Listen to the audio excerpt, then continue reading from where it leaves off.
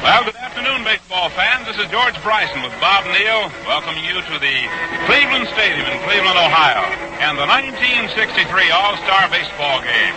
Brought to you by Gillette,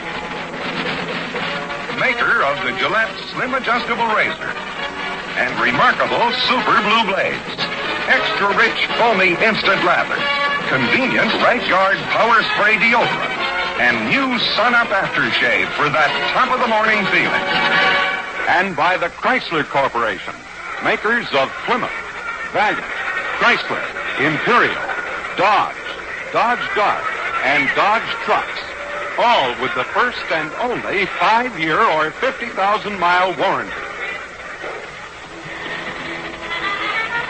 Gillette Safety Razor Company and the Chrysler Corporation will also bring you exclusively on NBC the World Series, the annual blue and gray football game, and the 1964 Rose Bowl game.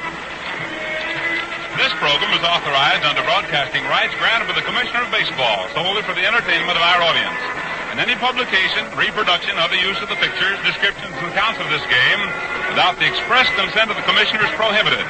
Any commercial or other use of the program, such as by charging admission for its showing, is similarly prohibited unless authorized in writing by the Commissioner. Well, baseball fans, here we are in the city of Cleveland. The 34th All-Star Game, and it marks the third time that this classic between the stars of the American League and the National League have visited the shores of Lake Erie. It's a beautiful day, white clouds floating, a blue sky we can see, the temperature just right, a fine day for a ball game. It's appropriate, I think, that Cleveland's Municipal Stadium, which the Indians have established most of the attendance records of the major leagues, also owns the crowd record for this Midsummer Classic, which dates back to 1933. It was on July the 8th in 1935, and almost 70,000 sat in this ballpark. Watch the American Leaguers defeat the National Leaguers 4-1. Crowd figure still stands as a record for the event, and 19 years later, on July the 14th, 1954, the All-Star Game returned to Cleveland Stadium, and the second biggest gathering in the history of the event, 68,751, saw the American League outlast the National League 11-9. And here we are once again now, the new stars of the game, new names for the most part, but the same great game of baseball. There have been 33 games between the two leagues. American League holds the edge 17-15.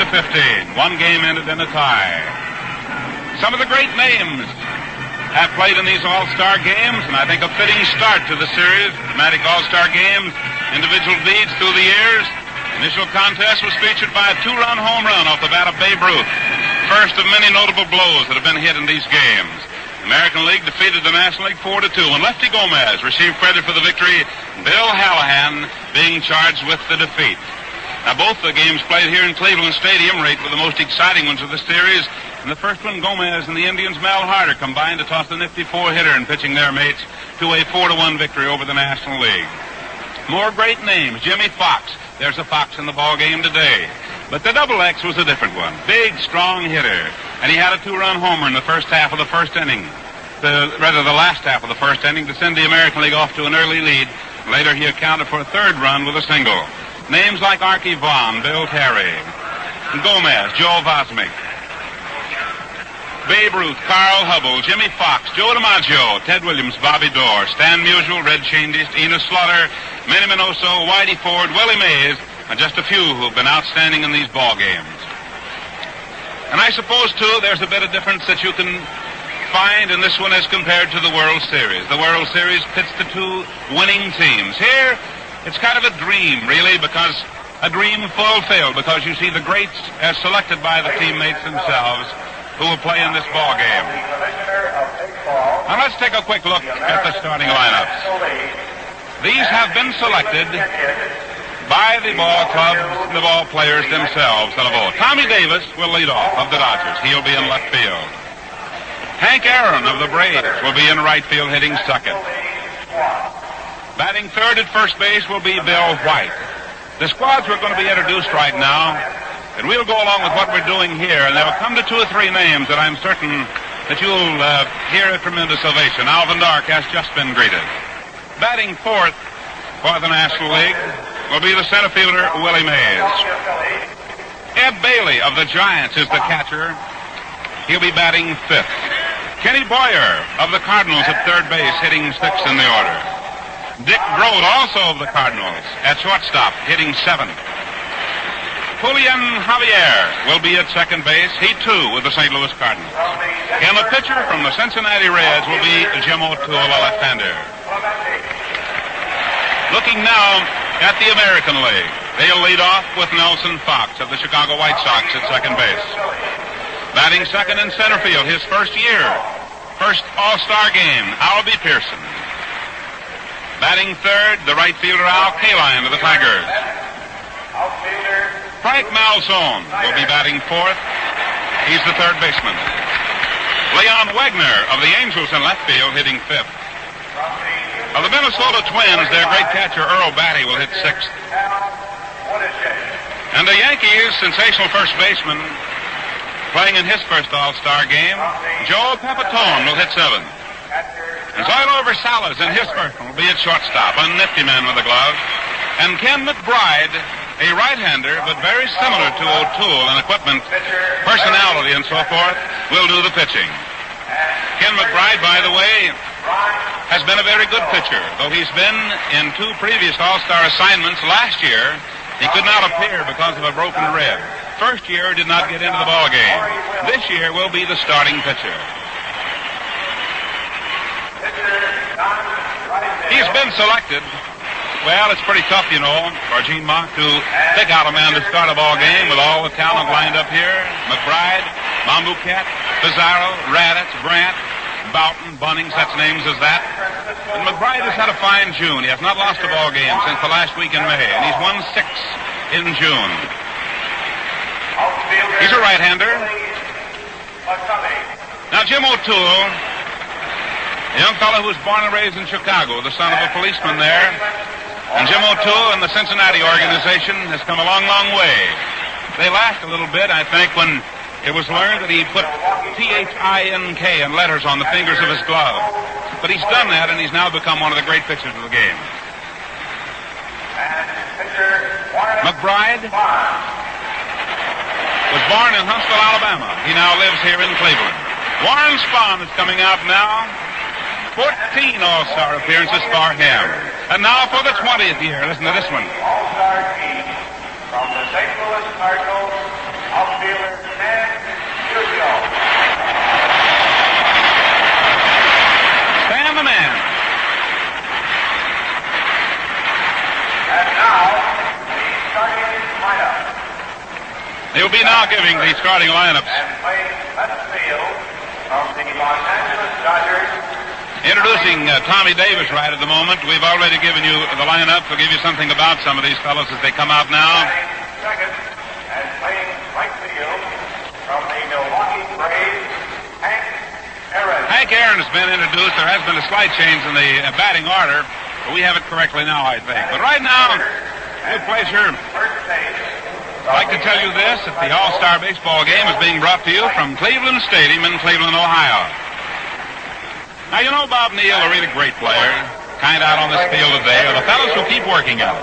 They're never satisfied completely with their performance. Well, you said it, George, and that's one reason Gillette has always been the standout in shaving products. They're always pushing ahead with research and manufacturing improvements. Gillette's newest product is cool, refreshing Sun-Up Aftershave. Right now, you can get it free with the purchase of the 150 Gillette Slim Adjustable Razor Set. Sun-Up gives you the top-of-the-morning feeling, a wonderful sense of well-being that lasts. And its crisp, masculine fragrance makes a hit with the ladies, too. The Slim Adjustable Razor has Gillette's exclusive precision dial with 9 different blade settings. One is exactly right for you, no matter what your combination of skin and beard. Fans, try Gillette's new Sun-Up Aftershave free with the Slim Adjustable Razor Set at $1.50 plus tax. Or get it free with Gillette Super Blue Blade 15s at $1 plus tax. Well, George, the spectacular moments of the All-Star Game are here today, and you're sure capturing them for us. Well, I tell you, I don't think there's a greater thrill in the world that you can have than the one you get when you see a ball game start. The first game of the season, the last game of the season, the All-Star Game, the World Series. And looking down there now, as the National League is lined up between home plate and third base, all the money in the world could not buy that talent that's there. Those 25 ball players, managers and coaches. And the same thing will go on the American League side. And I think it's interesting to note, Bob, that the Yankee manager, who is the manager of the American League, has been introduced to this Cleveland crowd. Taking a look at the other personnel on the ball club, Sam Mealy of the Twins and Johnny Pesky of the Red Sox, both successful managers, will be the coaches. Of course, Ralph Houck, the manager of the Yankees, is the manager of this ball club. Alvin Dark runs the National League club. Gene Mock of the Phillies, last year's National League Manager of the Year, will coach at third base. And Bob Kennedy of the Chicago Cubs will be working at first base. Now, the umpires are a little different than most of us around the league get a chance to see. Hank Soar of the American League will work back of the plate. Bill Zukowski of the National League at first base. At second base will be Al Smith of the American League. Paul Pryor will work at third. He's of the National League. Now, the difference is that we add two umpires. Don Harvey will work out along the left field line of the National League umpire. And down along the right field line, Bill Haller, who is a brother of a young gentleman who plays in the National League. Kenny McBride and Jim O'Toole, both of them warming up right now. They have just introduced Norm Seaburn. The unusual type uniforms, and all the National League ball players have now turned to see Norm in the Kelly green and gold.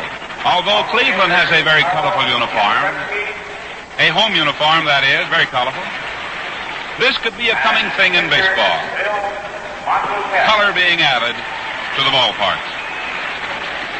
You might be interested in knowing in the American League that the oldest man playing in this ball game is Nelson Fox. He's 35. The youngest, Zoilo Versailles, 22, and what a future. A present, really.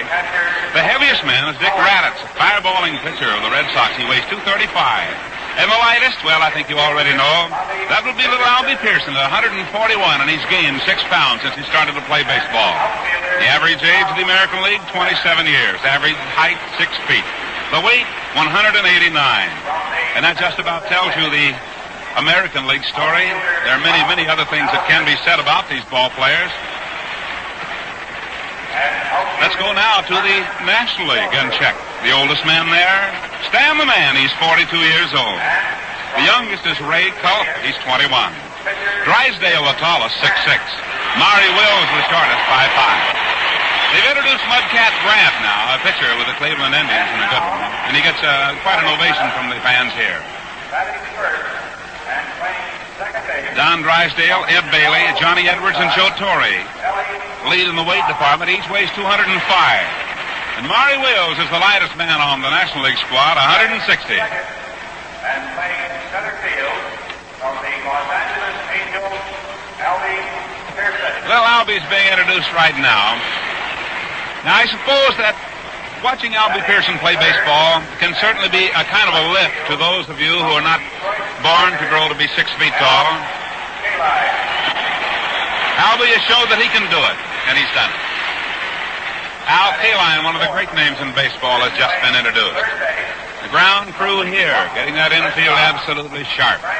This big ballpark holds 73,811 fans. They've seen the great ones play here. The ball can get out. It's 410 feet to center field. 380 in each of the slots in right center, deep right center and left center.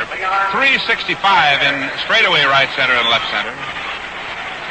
It's 320 feet right down the line, but then it goes out sharply to a wire fence stretching all the way across.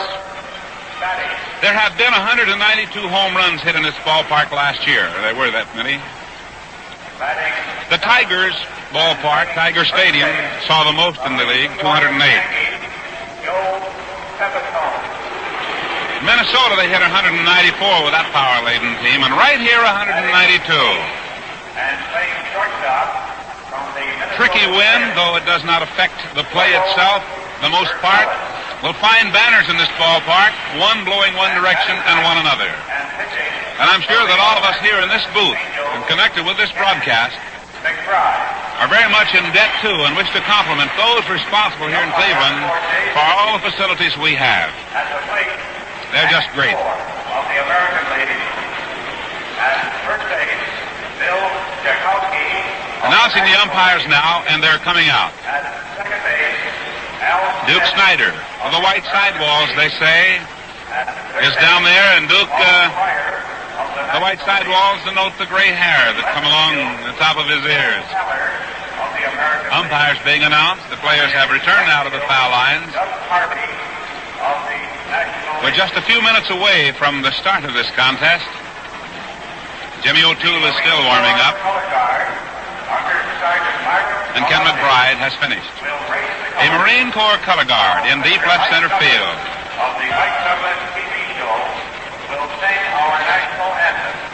Flag is ready. Sonny Watkins Orchestra singer, our national anthem.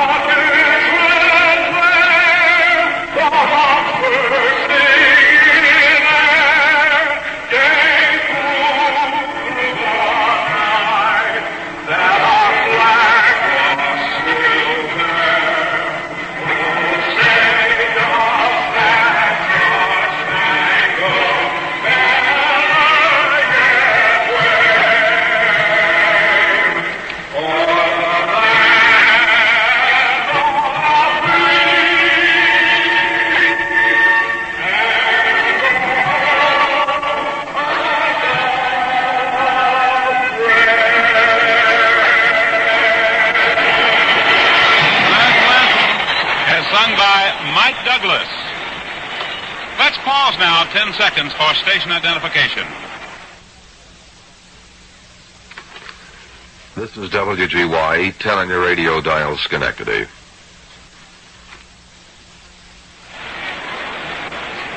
One of the peculiar things I saw as they lined up, and all these ball players, there are some years on some, and most are young. Only one real fellow who's lost most of his hair, and really shouldn't, I think, Dick Grote. Dick is only 32 years old, but getting down pretty close to the skin there, but a fine ball player. Well, now, ladies and gentlemen, along our 310-station network, the Armed Forces Radio, it's my great pleasure to introduce to you man of long-standing broadcasting and televising the ball games here in Cleveland, Bob Neal. Bob? Thank you very much, George, and hello, baseball fans all around the world. This has been a spectacular moment that the fans of this area have waited for, not only for Cleveland, but all over the United States. Young, old, they're all here to see the wonderful dream game of baseball, the All-Star Game. Ken McBride, who was born on Huntsville, Alabama, who lives in the west side of Cleveland when he's not pursuing the happiness of the Los Angeles Angels, moves out in the direction of the mound. He's a right-hander, and this is his first All-Star Game start. He's 27, 6'1", 195-pounder. He's won 9 and lost 6 for the Angels so far. He is considered by many managers in the American League as being the proud possessor of perhaps the best curveball in the game. Frank Malzone, playing third base today for the Boston Red Sox, is a especially proud gentleman because his lovely wife presented him with a new baby boy this morning, and mother and baby doing well in Needham, Massachusetts. So Mr. Malzone indeed probably have a young all-star all of his own on this very appropriate day. At shortstop is Zolo Versales from the Minnesota Twins. This is his first All-Star Game. He's perhaps the most excited young man in town. Second base, Nellie Fox, who's been around for some time. And at first base is Joe Pepitone, who also is a rookie. Came up part of last year with the Yankees, and this must be quite an honor for him. In left field, Leon Wagner, who started his career in the National League and who came back from Toronto and with the Los Angeles Angels. In center, Albie Pearson, probably the smallest man to ever play in an All-Star affair, and Al Kaline out in right field. Earl Batty of the Minnesota Twins will handle the catching as McBride takes his warm-up tosses. Hank Soar, plate umpire, ready to move in. At first base is Bill Jakowski of the National League. At second base is Al Smith of the American League, and at third base is Mr. Pryor. So ready to step in from the Los Angeles Dodgers is Tommy Davis. Number 12. Davis, a right-hand batter, stands about halfway deep in the batter's box. His feet are fairly close, and he strides into the ball. He carries a .327 batting average with the Dodgers. He's hit 8 home runs. And the outfield is playing him straight away. The breeze blowing to right center. First pitch, a little low with a curve, and it's ball 1. Wagner is deep in left. Albie Pearson straight away in center, and Al Kaline away from the line in right field. Left side of the infield backed up. Here's the 1-ball delivery. Outside, ball 2. Batty working out to the side of the plate as Davis, who stands fairly upright, solidly built, holds that bat right on the end. McBride with a 2-ball delivery comes down. And a strike catches the outside corner, 2-1. The All-Star game underway. The breeze is blowing towards right center. It's about 15 miles per hour. Here's the look in, the windup, the 2-1 delivery. A ground ball, slow roller. Malzone charging in, fires across to first, and there's 1 away. Nice play by Frank Malzone on a chopper to the left side. Came in about 5 steps on the infield grass, got it across to Joe Pepitone, and there's 1 away as Ken McBride disposes of the first batter from the National League. Here now is a man of outstanding talents. Superlatives would be a little hard to come by to match all of his talents. Hank Aaron of the Milwaukee Braves, called Henry by his close friends. Aaron stands in, right-hand batter, looks at the pitch low outside, ball 1. Aaron currently is hitting .310 for the Braves, has 24 home runs, 63 RBIs. He's a slender build, but a fine ability, muscular-wise. Loose wrists, and he takes a little outside, ball 2. Well, McBride went to a 2-ball count before he was able to get Davis to work. So let's see how he works now on Henry Aaron of the Milwaukee Braves. Outfield around the left, playing him to pull, and the shortstop's deep. There's a ground ball. 1 hopper to Malzone, the third baseman. Flips across to Pepitone, and there's 2 away. So Malzone and Pepitone have had pretty much the activity. 2 up and 2 down for the National League in the top of the first inning, and from the St. Louis Cardinals, Bill White.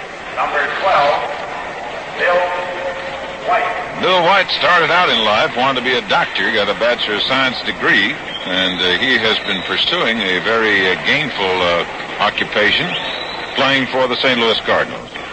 Takes a swing and fouls it off, strike 1. There's no score in the ball game. This is the top of the first inning. 2 down for the National League. Bill White started today with a .320 average, and he has 14 home runs for the Cardinals. He's driven in 60 runs. He has power, and the American League is pulled around to the right respectfully. 2 down, 1 strike. Here's McBride's delivery. Ground ball foul, wide of first, goes right by first base coach Bob Kennedy. And the count is 2 strikes. We've just gotten underway. McBride disposing of the first 2 men to face him, Tommy Davis of the Dodgers, who bounced out third to first, and Hank Aaron, who also bounced out Malzone to Pepitone. 2 up, 2 down, 2 strikes on Bill White. McBride checks now with Batty. Into the windup, and the 2-strike pitch coming down. Slow curve is a little too high. 1-2. Sun shining brightly. It's about 72 degrees. Perfect day for baseball with some beautiful fleecy clouds up ahead. The 1-2 pitch. Curveball fouls it off. Back near the screen comes Earl Batty, and it's on the screen, out of play. 1 ball, 2-strike count remains. McBride changed up a little and gave him a change-up curveball. Bill White went after it, but fouled it back, out of play. 2 down, nobody on. 1 ball, 2 strikes. The All-Star game in Cleveland's Municipal Stadium. Fine crowd on hand. Now McBride will work again with the new ball. Outfield shading just a little to the right for White. Nellie Fox deep near the edge of the outfield grass at second base. 1-2 pitch. There's a bouncer down to Fox, the second baseman. Flips to Pepitone, and the side is retired. 3 up and 3 down for the National League. So at the middle of the first inning, there is no score. Those San Francisco Giants certainly making a strong bid for their second straight National League pennant, and one of the top reasons is big Orlando Cepeda. He's really blasted some beauties this year, and speaking of Orlando, he's been a Gillette fan for many years. Right now, he's going along with millions of other fans for Gillette's special offer. Cool, refreshing sun-up aftershave free with the $1.50 Gillette Slim Adjustable Razor Set. Gillette Sun-Up gives you a sense of well-being that lasts, has a crisp, masculine fragrance both men and women prefer. Sun-Up is the perfect way to top off a comfortable shave with the Gillette Slim Adjustable. This is the razor with the precision micrometer dial. 9 different blade settings for light to extra heavy beards. One just right for you. Here's a shaving special you won't want to miss. The Gillette Slim Adjustable Razor with free Gillette Sun-Up Aftershave, $1.50 plus tax. Or Sun-Up free with Gillette Super Blue Blade 15s at $1 plus tax. Nellie Fox will be leading it off for the American League. And Nelson is perhaps the last of the bottle bat swingers. Doc Kramer was the man who originally got him to switch into it. Nellie's philosophy is that the little man in baseball should not be swinging for the fence, but try and get on and let somebody else push him ahead. The outfield for the National League has moved in tight, with the center fielder Mays virtually at deep second base. Davis is in shallow in left, and Aaron's backed up in right. First pitch is outside from O'Toole, the left-hander. Jim O'Toole is known as a nervous worker. He likes to walk around and fidget a lot. He's a fine performer. He's won 13 ball games. And he works now with the one-ball delivery. Outside with a curve, and it's ball 2. O'Toole is 26, 6 foot, 200 pounds. 1961, lost 2 games in the World Series. Hails from Chicago. 2-ball delivery. Catches the corner for a strike. Jim O'Toole, as George Bryson pointed out to you, in his early days had think printed across his glove so that he could concentrate. And he is a worker. 2-1 pitch. There's a little looper hit out into center field, going to drop in for a base hit. First hit of the ball game by Nellie Fox, who plays that bat like a musician plays that bow, and he just looped one out over second base. A base hit for Fox. The American League gets the first hit of the ball game, and coming up now is the other little man in the game today, Albie Pearson. Albie Pearson, 5'5" and about 141-pounder. Left-hand batter against the left-hander O'Toole. Outfield remaining in shallow. Fox leads away. White holds against him. Here's the pitch. Too high with a curve, ball 1. The breeze is out towards right center. One of the things not known about Albie very well is he at one time was a fighter. He had some professional fights. His father had over 100. My, that is interesting. There's Fox leading away. O'Toole checks him and works down to the plate. And he's going to bunt it, and he takes it for a strike. In very fast on the play was Boyer, charging in for a possible bunt. Sam Mealy, the manager of the Minnesota Twins, coaching at first base, moves in to say something to Fox. Johnny Pesky, the manager of the Boston Red Sox, coaching over at third. And he also is watching the situation. All right, the 1-1 pitch, nobody out. No score in the last of the first inning. There's a high foul cut off near the stands. The breeze will take it out of play. Over is Bill White and the catcher, Ed Bailey, but no chance. So it's 1 ball and 2 strikes. We're scoreless. We're in the last half of the first inning of the All-Star game from the Municipal Stadium in Cleveland, Ohio. Nellie Fox, the first base runner of the ball game, holds close at first. White, a very fancy man with a glove, holding against him. Outfield shallow. Here's O'Toole, the left-hander, checking on Fox. Here's the pitch. And he checked his swing, and it's inside. Started to go, held up 2-2. 2 balls, 2 strikes. Ed Bailey, who hails from the unusually named town of Strawberry Plains, Tennessee, handling the catching. All right, O'Toole is set, checks on Fox at first, is ready to work, and the pitch coming down to Pearson. Tries to hold off, fouls it back, out of play, and the count holds 2 balls, 2 strikes. O'Toole is solidly built. He has big, broad shoulders. In his first year in professional baseball, won 20 games. No score in the ball game. Nellie Fox, the base runner, leads away. White holds against him. O'Toole, the left-hander, ready to work on the 2-2. Down she comes. There's a base hit over the head of Bill White. Going out in the corner. Aaron coming over as Fox goes on for third. Pearson makes the turn and holds as the throw goes into second base. Bouncing ball that bounced high over the head of Bill White. He had no chance for it. He could have been on a ladder and not been able to reach it. It took a very high bounce over his head and went down the right field line. So the American League now has a runner at third, a runner at first, as Albie Pearson drills a single, and Nellie Fox moves around to third base. 2 men on, nobody out, and Al Kaline, the batter. Kaline, the fine outfielder of the Detroit Tigers, who can do everything, stands deep right-hand batter, waiting on O'Toole, who checks the runners at third and first. Pitch, big curve, outside, ball one. Kaline suffered a muscle spasm in the back of his right leg on Saturday, but despite that, he's here. Great honor to be selected, and he's living up to his magnificent standard as a professional baseball player. Here's the check on the runners. O'Toole comes down with a pitch. There's a fly ball hit into left field. Coming in under it is Davis. Fox tags up. Here he comes. There's the throw coming, and it may be close. The runner going down. Here's the flag of the plate. He's out. Davis threw a magnificent strike into the plate to Ed Bailey, and they got Nellie Fox coming in. Boy, what a throw Davis made. Albie Pearson moved down to second on the throw into the plate. So no sacrifice fly, and now as Kaline hits a fly ball to left, and Davis's magnificent throw to the plate gets Nellie Fox. No run for the American League, and Pearson on the throw goes to second base. Well, the fans, you can hear them, are buzzing.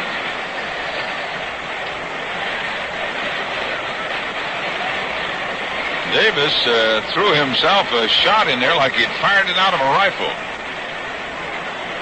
The batter now is Frank Malzone, the newest papa. Stands in, right-hand batter. O'Toole, the lefty, works his strike. Fastball in the outside corner, about a letter high. Outfield is pulled around to the left. Davis near the corner. Willie Mays in left center, and Hank Aaron well away from the line in right. He's way over by the right center field area. Javier, the second baseman, back near the edge of the grass for the National League, wide away from the bag. Malzone waits on the one-strike pitch. Look back to second. Here she comes. Foul back, and it's strike two.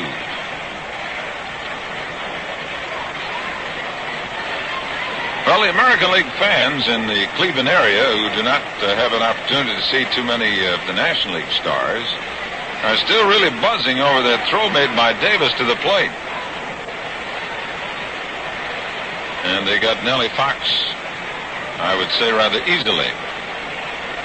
2 strikes to Malzone. A runner on second for the American League, no score. American League has had 2 hits.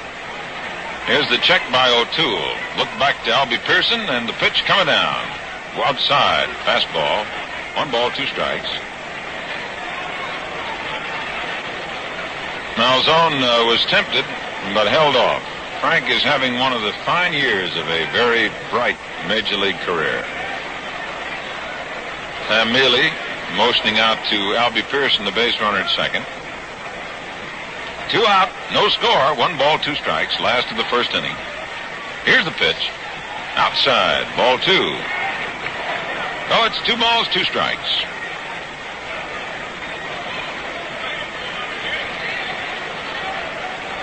Albie Pearson taking a very short lead from second base. As you know, the entire St. Louis Cardinal infield has Boyer at third, Grote at short, Javier at second, and Bill White at first.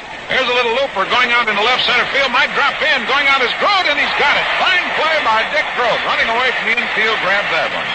So the American League does not score, and at the end of the first inning, there is no score. You know, thousands of fans at this historic All-Star game today are keeping their own scorecards so they can relive every thrill in the days to come. Now, just imagine running out of ink in the middle of a big inning. You'd really be out of luck. But not with the famous paper-made piggyback pen, because the piggyback pen carries its own spare refill. When you run out of ink, you simply unscrew the cap, reverse the sections inside, and in seconds you're ready to write again. You see, the piggyback pen has 2 points, 2 ink supplies, a paper-made exclusive. You never have to worry about running out of ink. Like all paper-made pens, the piggyback positively won't skip. It even writes over butter. And it's unconditionally guaranteed to perform, or we replace it free. So don't take a chance in running out of ink at a ball game or anywhere. Get the world's only pen with a built-in spare refill, the Paper-Mate Piggyback.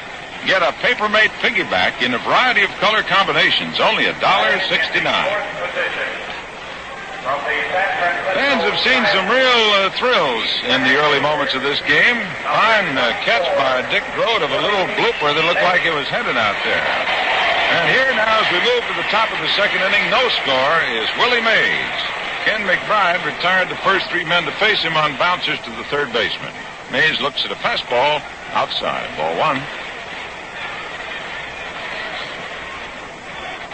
The outfield is shaded around to the left for Willie.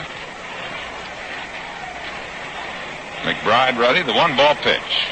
Curve is low. Ball 2.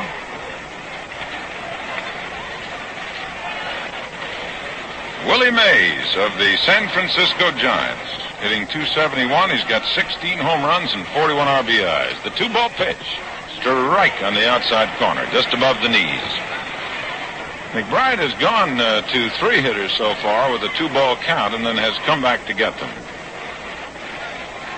On deck is Ed Bailey of the San Francisco Giants. Here's the pitch outside, ball 3. 3 balls and a strike. Ken McBride, a lad from the west side of Cleveland, pitching for the Los Angeles Angels and the American League, facing Willie Mays. 3-1 pitch coming down. Missed, ball 4. So the National League has its first base runner in the person of Willie Mays. Dangerous man anytime on the bases. And up now is Ed Bailey. From the San Francisco Giants, the catcher. Bailey, of course, has played in Cleveland when the Cincinnati Reds and the Indians combined in the Sandlot baseball benefit program. Bailey came on to Cleveland, and so he has seen this ballpark. Bailey, a left-hand batter, with Willie Mays jumping off to a good lead. Joe Pepitone of the Yankees, the first baseman for the American League, holds against him. Here's the stretch and the pitch. Little low inside, ball 1. Batty keeping an eye on Mays. Bailey hitting .250 for the season in the National League so far, has 13 home runs, 39 RBIs. Mays again jumps off to a lead. Outfield is pulled to the right for this left-hand batter. Here's the check on him. And the pitch. And he checked his swing, and it's ball 2. No score. We're in the top of the second inning. American League has had 2 hits. National League has its first base runner in the person of Willie Mays. He drew a walk. Now Ken McBride again looks in for the sign from Batty. Checks on Mays, about a 4-step lead away from first. Pepitone holds against him. Throw over. He's back. Bill Jakowski of the National League, the umpire at first base, standing right over the bag. Again, McBride stretches, checks, and delivers, and he gets it low outside, ball 3. So McBride has started to dig himself a little hole. He's given up a pass to Mays. He stands 3-0 against Ed Bailey, who checks now with Gene Mauch, the manager of the Philadelphia Phillies, coaching at third, who has checked with Alvin Dark, the manager of the National League team. Mays again with a shorter lead, 3 steps. Checked by McBride on him. Here's the pitch. Strike called. Got the outside corner. Now let's see whether Bailey goes on the 3-1. He's checking with his third base coach. Moves back in. Earl Batty catching for the American League, shouting out encouragement to Ken McBride. Mays leads away. There he goes. 3-1 pitch swung on. Throw down to second base. The tag by Versalles, and he's safe. Mays had a big jump on the ball. A good throw by Batty right over the top of the bag. Versalles came in beautifully, tried a backhand swipe at Mays, but this base runner, Willie Mays, I'm sure you heard of him, gets in there safely. Stolen base for Willie Mays. 3 balls, 2 strikes now to Bailey. National League with a runner on second. Nobody out, no score. Outfield to the right. Here's the check and the pitch. Foul, back out of play. Willie Mays had picked up 3 stolen bases in all-star competition. This is his 4th. Thank you, George. Kind of exciting to watch Willie, George, even when he just stands there. You keep expecting something. I guess he's a perfect ball player. He has everything. Willie looking into the plate. 3-2 pitch coming down. And it's ball 4. And Ed Bailey draws a walk. And the National League now has a runner at second, a runner at first. And nobody out. So Ken McBride has given up 2 walks. And up now is Ken Boyer. His brother Cletus is the third baseman for the New York Yankees. And when you talk to one of the Boyer brothers, he always wants to tell you about the other one. Ken, with the Cardinals, hitting .302, has 8 home runs, 52 RBIs. A fierce competitor and certainly a fine all-star. Stands in, right-hand batter, feet fairly close together. And McBride gives him a curve, and he pops it to the right side. The infield fly rule will be in effect. Nellie Fox calling for the ball. He has it, and 1 away. 1 down, 2 on, no score. We're in the top of the second inning. Up now is Dick Grote, formerly of the Pittsburgh Pirates, now the captain of the St. Louis Cardinals, and a very inspirational leader. Dick Grote, so far on the year, is hitting .326. He's had 5 home runs, 40 RBIs for the St. Louis Cardinals. A right-hand batter. Stands with his feet fairly wide apart over a closed stance. Here's the pitch. Fastball, strike on the inside corner. Willie Mays, the base runner on second. Ed Bailey, the runner at first. 1 out. 1 strike. And Grote the batter. Grote hits to almost every field, and he rarely strikes out. Versali's trying to keep Mays close. Here's the pitch. Ground ball left side. Malzone can't get it. Base hit. Here's Willie Mays going around third. He's come on to score as Wagner throws into third. Boy, that ball had eyes as it went beyond the reach of Malzone. Versali's tried for it, and he couldn't get to it and rolled out into left field. So the first hit for the National League is Dick Grote. And the first run of the ball game goes to the National League as Willie Mays comes on to score. Bailey holds at second base. Run batted in for Grote. And Julian Javier, second baseman from the St. Louis Cardinals, right-hand batter. Bats out of a slight crouch, bat close together, wide stance. Ken McBride checks the 2 runners. Here's the pitch. Here's a drive deep in the left field. If it stays fair, it is curving, and it is a foul ball. Boy, that didn't miss by much. This is Javier's first All-Star game, and he had some ideas. He's a very slender build. Apparently is loaded with power. So Julian Javier hitting .270. He's hit 5 home runs for the Cards, has driven in 22 runs.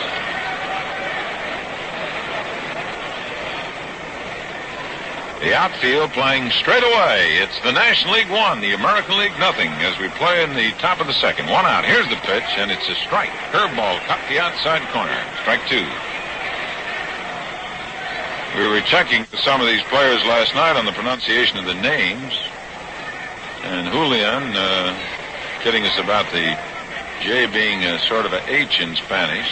Somebody asked him if he had a son, if he'd call him Junior. 2-strike pitch is a curve, strike 3. Big curveball. Started at him, broke over. So the first strikeout goes to Ken McBride as he gets Julian Javier. And it brings up Jim O'Toole. O'Toole is no automatic out. He prides himself, as most pitchers do, on his ability to swing that bat.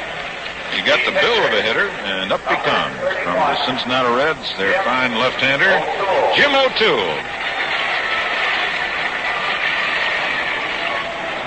We're starting to get a little activity in the American League bullpen as Jim Bunning is up and starting to throw. Here's the stretch now. The pitch coming to O'Toole. A foul back out of play. Strike 1.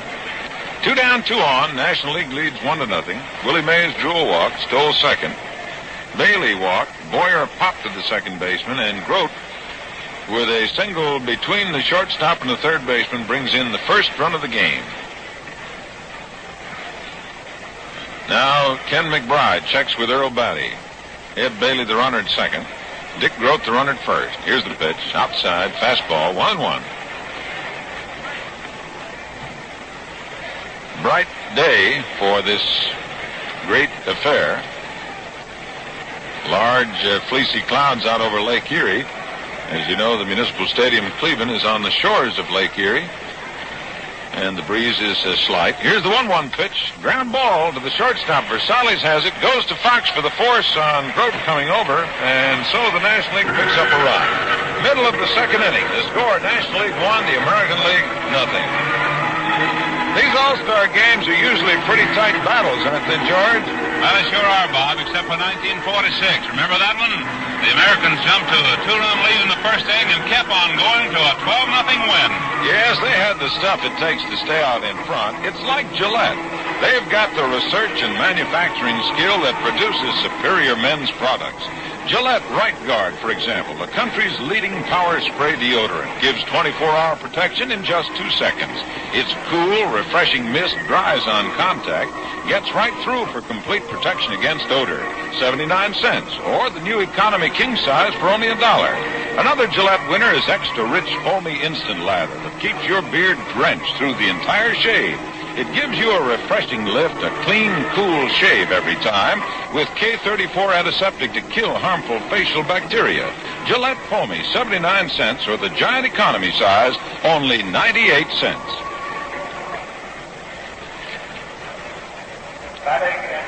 Sidelight warming up the pitch at that time, O'Toole, was Maury Wills, of all people. Well, that's unusual, but that shows the great ability of these All-Stars and their desire to get in the game somehow, doesn't it, George?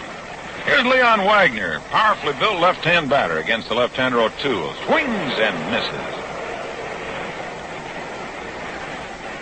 Wagner had himself a wonderful year last year with the Angels, and he's having another fine year this year. He's been the scourge of American League pitchers. He can really bang that baseball. Hit 20 home runs, takes outside, curveball down low.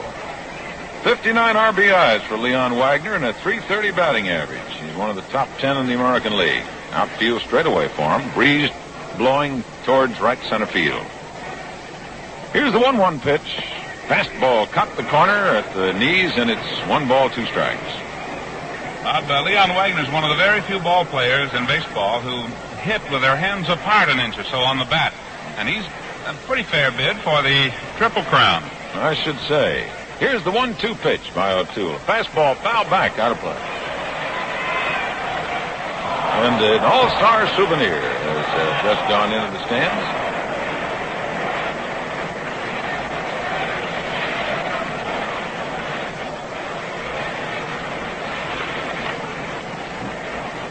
One ball, 2 strikes.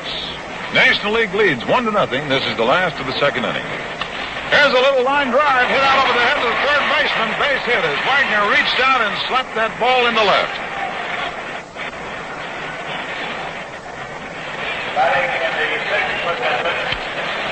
So the American League has picked up its third hit, although it has failed to score a run. And Jim O'Toole now will have to face Earl Batty, the catcher of the Minnesota Twins.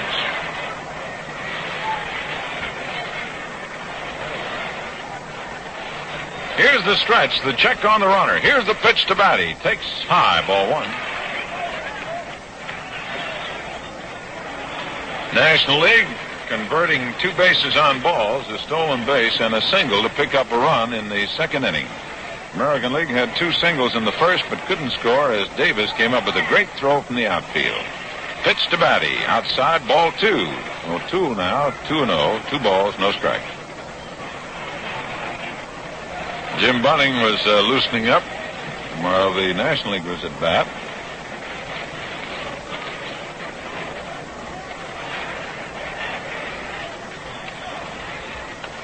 There's a foul, and it's 2 balls and a strike.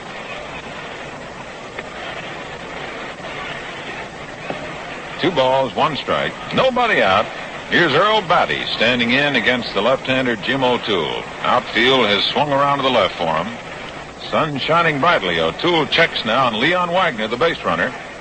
2-1 pitch. And a strike call.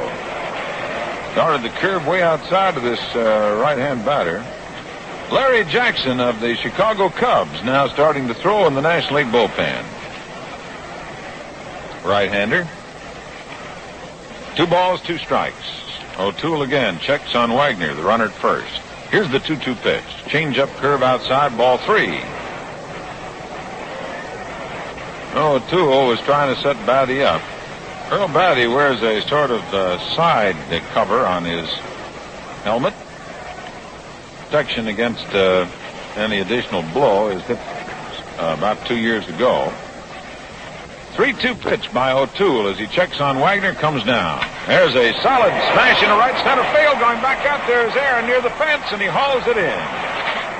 And back to first base goes Leon Wagner. Ball hit hard by Earl Batty, but Henry Aaron over there in the corner in right center field hauls her in for a long out number 1. 1 away.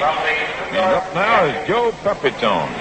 First base, number 25. Joe Pepitone is really just a few years away from playing in school.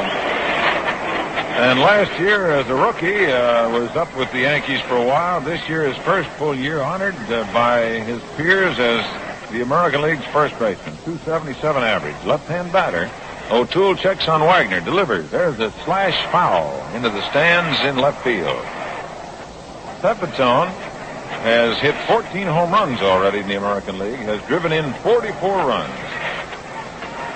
Very fancy young fellow with a glove. Most people agreed he has a great career ahead of him.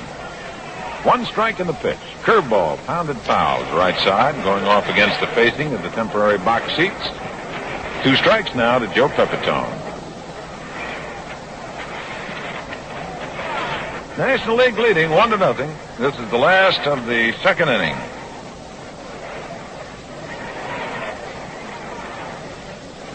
Joe Pepitone facing O'Toole. And he struck him out. Threw a fastball right by. Strike 2.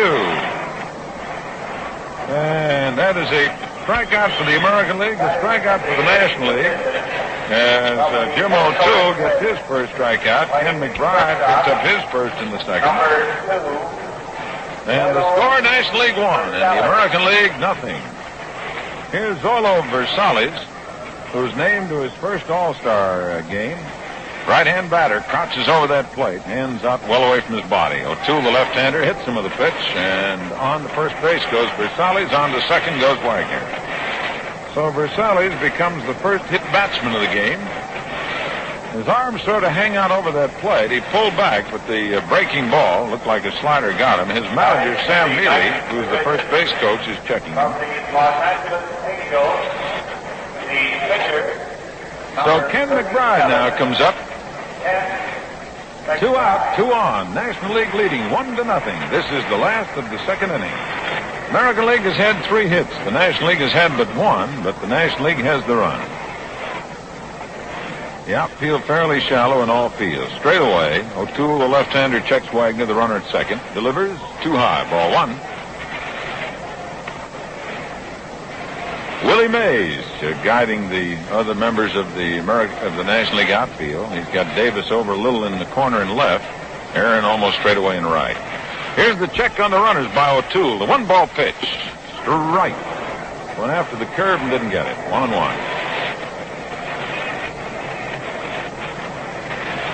Ken McBride, the pitcher, facing Jim O'Toole, the left-hander working for the National League in the last of the second inning. 1-0. National League leads.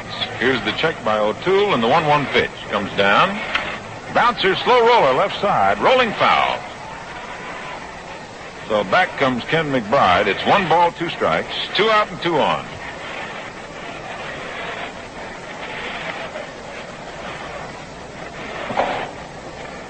Breeze has diminished somewhat, although it's still flickering out towards right center field. A perfect day for baseball. Fans being treated to the best of both of the major leagues here in Cleveland, Ohio. 1 ball, 2 strikes, O'Toole ready, works the pitch, curveball, and it gets by the third baseman, and the run's going to score. Here's Wagner coming on. Davis up with the ball, throwing into third base, safe. Throw down to second and the slide by McBride, and he's safe. So Ken McBride to the left side, enabling Leon Wagner to come on the score, tying up the ball game. And moving with very alert running was Versales, who went to third, and on the throw to third, the pitcher McBride moved to second. So a run batted in for Ken McBride, who helped his own cause with Edwin.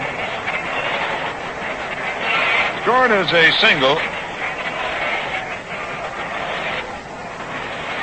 So a good job by Zorro Versales with alert base running, getting him around to third, and McBride alert to the situation of Versales moving to third, and with the throw going that way, he just picked him up and moved on, and with a long slide into second base, has given the American League runners at second and third. 2 men out, and Nellie Fox, the batter.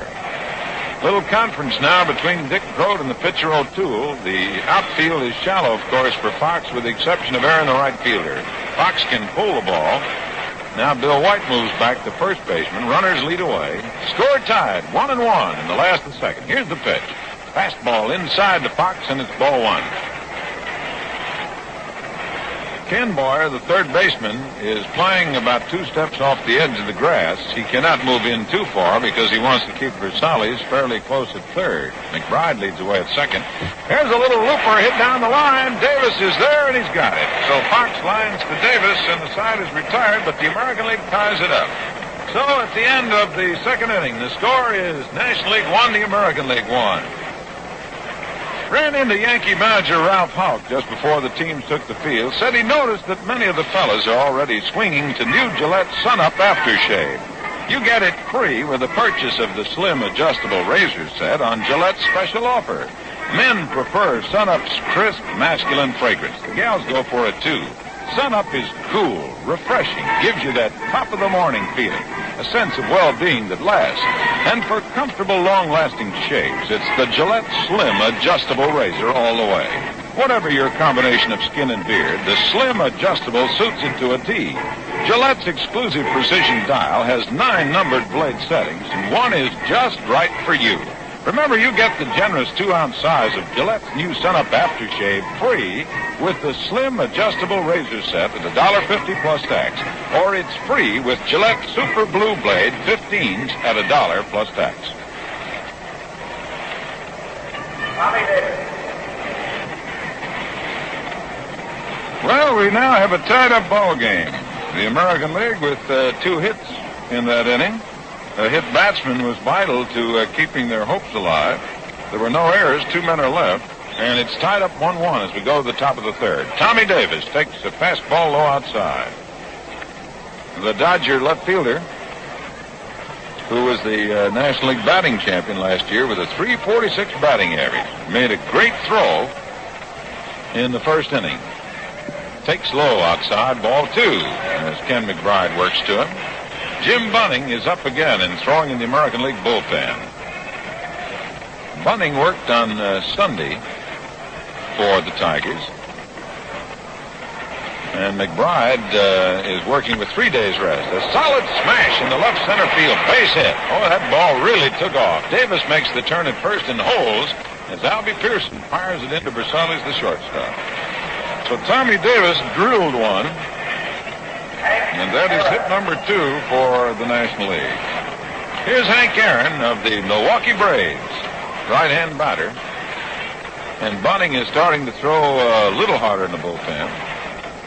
She's tied 1-1, the American League with 4 hits. These All-Stars have played errorless ball.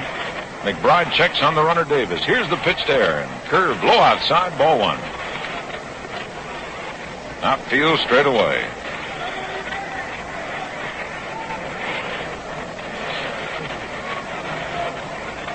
McBride working for the American League. Checks now, and Davis delivers to Aaron. Low inside, ball 2. Ken's trying to get these National League sluggers to go for something less than right down the middle of the alley. Aaron works very quietly, but can swing that bat. Hits this one foul. McBride worked him inside, and Aaron pulled it over the roof back of third base. Aaron keeps that bat well away from his body, back and cocked around his right ear. Leon Wagner, the left fielder for the American League, backed up near the fence. Albie Pearson over in left center, and a big hole open in right center. 2 balls and 1 strike now to Hank Aaron of the National League Milwaukee Braves. Tommy Davis, the Dodgers, leads away. Here's the pitch, a bouncing ball to Malzone. Goes to Fox for 1, and can't make the throw. Davis in there sort of upset Fox so that he could not get his throw away. Didn't dump him, but sort of kept Fox from making the throw. Force play. Aaron becomes the runner on the fielder's choice. Play went from Malzone to Fox. 1 away. Runner at first, and Bill White the batter. We're in the top of the 3rd, and the score is tied. National League 1, American League 1.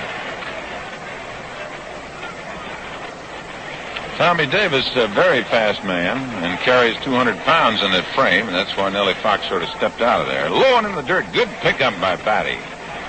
1 ball to count. 1 out. 1-1 ball game in the top of the 3rd inning.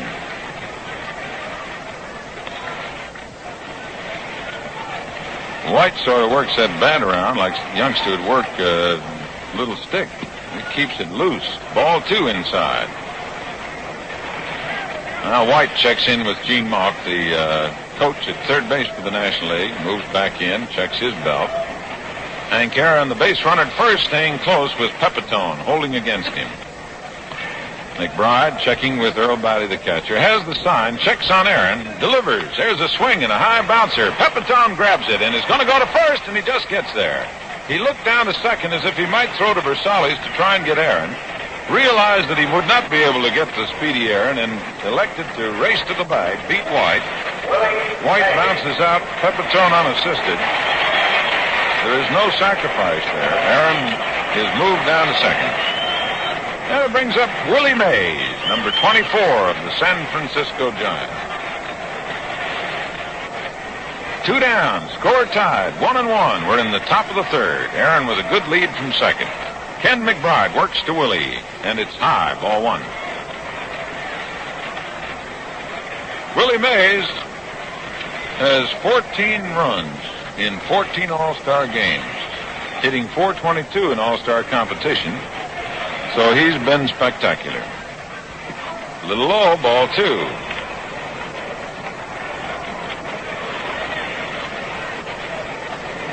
Outfield shades a little to the left for Willie, and all of them respectfully deep. Versalles, the shortstop, very deep. Hank Aaron with a good lead from second base. 2 out, 2 ball pitch. To right, caught the corner. McBride started that ball about the center of the plate, nipped the outside corner as he broke it down and away from Mays. Jim Bunning of the Tigers still working. Here's the next pitch. Low outside. He tried to get him to go for the fastball. Missed with it. 3-1. So a big pitch coming up for Ken McBride. 3 balls, 1 strike. 2 out. Aaron, the runner, on second. And on deck is the left-hand batting Ed Bailey. Mays walked his first time up, scored the National League's run. Swings and drills a single into left center. Here's Aaron making the turn at third. He'll score. Willie Mays makes the turn at first and holds as the throw goes into second base. So Willie Mays drills one, and it's now a 2-1 ball game as the National League goes out ahead. Third hit. Or the National League have made those base hits count. Aaron coming on. So it was a vital play that the bouncer by Bill White could not be fielded in time to throw to second for a sacrifice or a force play at second. And Aaron, as a result of the base hit, comes on to score. National League 2, American League 1. Mays now the base runner, and Ed Bailey the batter. He walked his last time up. Ken McBride works to him, and he swings and misses. Strike 1.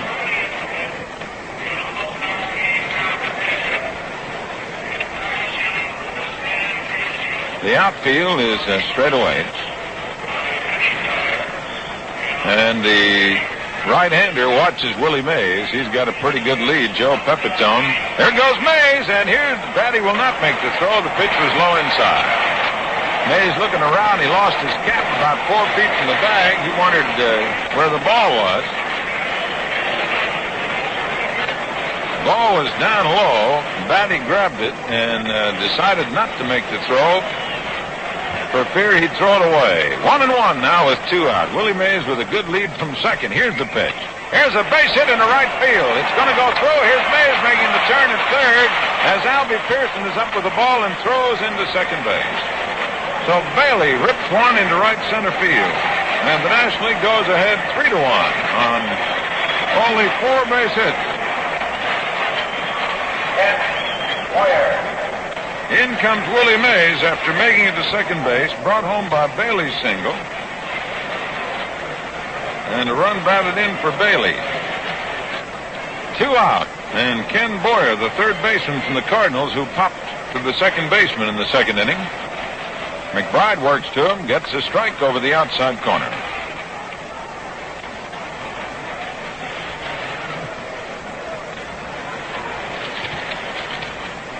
Base hit by Willie Mays gave him his 20th hit, which ties him with Stan Musial for greatest number of hits among present company in all-star competition.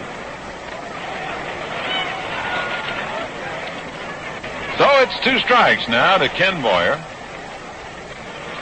Outfield is shaded around to the left a little bit.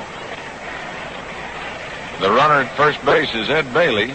Boyer waits now as McBride delivers a curve way outside. 1 ball, 2 strikes. Well, the National League started to go to work with 2 out. These have been scorching singles. There's not been any home runs. 3-1, the National League leads. Hits are even. There's a big curve outside, and it's ball 2. 2 balls, 2 strikes. This is the top of the third inning. The National League 3, the American League 1. Joe Pepitone, the first baseman, playing back to the runner by about 2 steps. Ed Bailey leads away. Ball 3 outside, 3-2 count. 3 balls, 2 strikes. So Ken McBride is experiencing a little trouble. He comes in close with that pitch. And these swingers from the National League are banging that ball. Bailey will be going. There he goes, 3-2 pitch. Fly ball hit into left field. Leon Wagner moves in on the warning path. Should have it, and does, and that's all. But the National League has picked up 2 runs in the middle of the third inning. The score is National League 3, the American League 1. Well, again this year, the All-Star Game is a top attraction, just like Gillette's special offer. Free Sun-Up Aftershave with the purchase of the 150 Slim Adjustable Razor Set. Sun-Up gives you that top-of-the-morning feeling, a sense of well-being that lasts. And its crisp, man-style fragrance really charms the ladies, too. For the fastest, most comfortable shaves of your life, try the popular Gillette Slim Adjustable Razor. The Slim's exclusive precision dial has 9 different blade settings. One suits your combination of skin and beard exactly. It's light and long with a slim, compact shaving head for those hard-to-reach areas like under the nose. Pick up the Gillette Slim Adjustable Razor Set at the $1.50 plus tax and get the generous 2-ounce size of Sun-Up Aftershave free. Or Sun-Up is free with Gillette Super Blue Blade 15s at $1 plus tax. We pause 30 seconds now for station identification.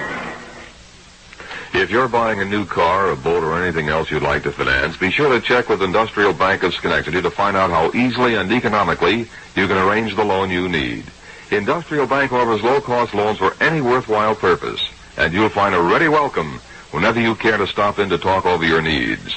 It's Industrial Bank of Schenectady at 224 State Street and the Woodlawn branch with a drive-in window at 1815 State Street in Schenectady. This is WGY Schenectady. We have a new battery now. We have Larry Jackson of the Chicago Cubs coming on to pitch for the National League. Johnny Edwards of the Cincinnati Reds will do the catching. That's the first changes that we have seen in this All-Star Classic. National League leads 3-1 as we go to the last of the third inning. And the first batter to face the right-hander from the Chicago Cubs, Larry Jackson, will be the outfielder from the Los Angeles Angels, Albie Pearson.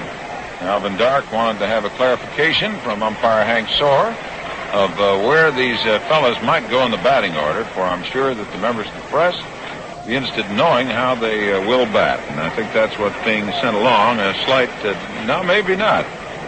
Edwards is now heading back towards the dugout. Jackson, in the meantime, is playing catch with the shortstop. So it may well be that there might have been a change here. And Edwards is going back in. Could it be that they're not going to take out the catcher? Got to play 3 innings. I think you just reminded Alvin Dark that the starters must play the first 3 innings, and that's what it is. And so back comes Ed Bailey. All right, we're all straightened away now. Ed Bailey, who had virtually was all set to watch the rest of the game along with us, now comes back out.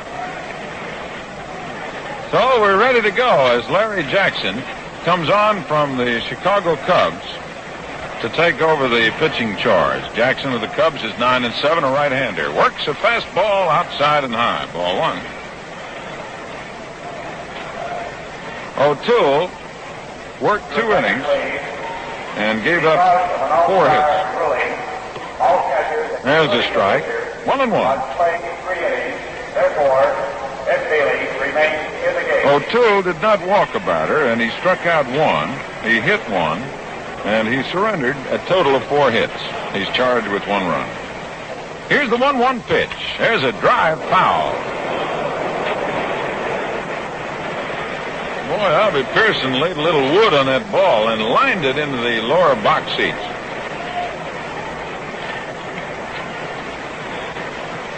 The outfield playing straight away. They are not shallow for Albie Pearson. Here's the 1-2 pitch by Jackson. Inside, ball 2. 2-2.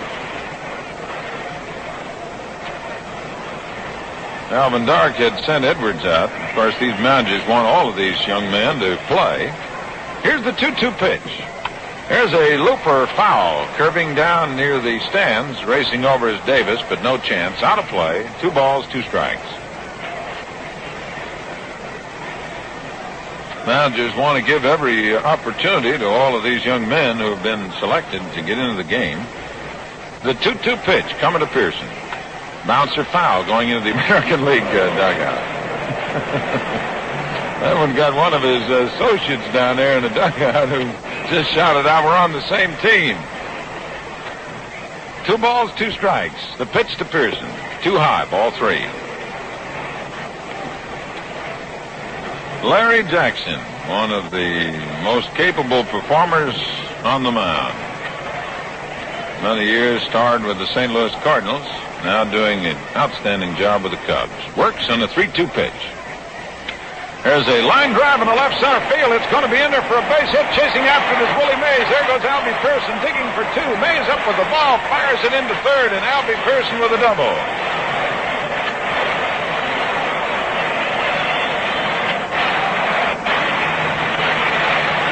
Are applauding for 2 things. 1, the power and placement of that base hit by Albie Pearson that went all the way to the fence, and the other, the spectacular fielding by Willie Mays, who on the dead run circled around behind Davis at the fence, came up with the ball, came out from behind, and fired it into third, all in the same motion. The score, the National League 3, the American League 1, with the American League having a base runner on second, hit number 5 for the American League. And here's Al Kaline, hit a fly ball to left. Jackson, the right-hander, works to him with a strike.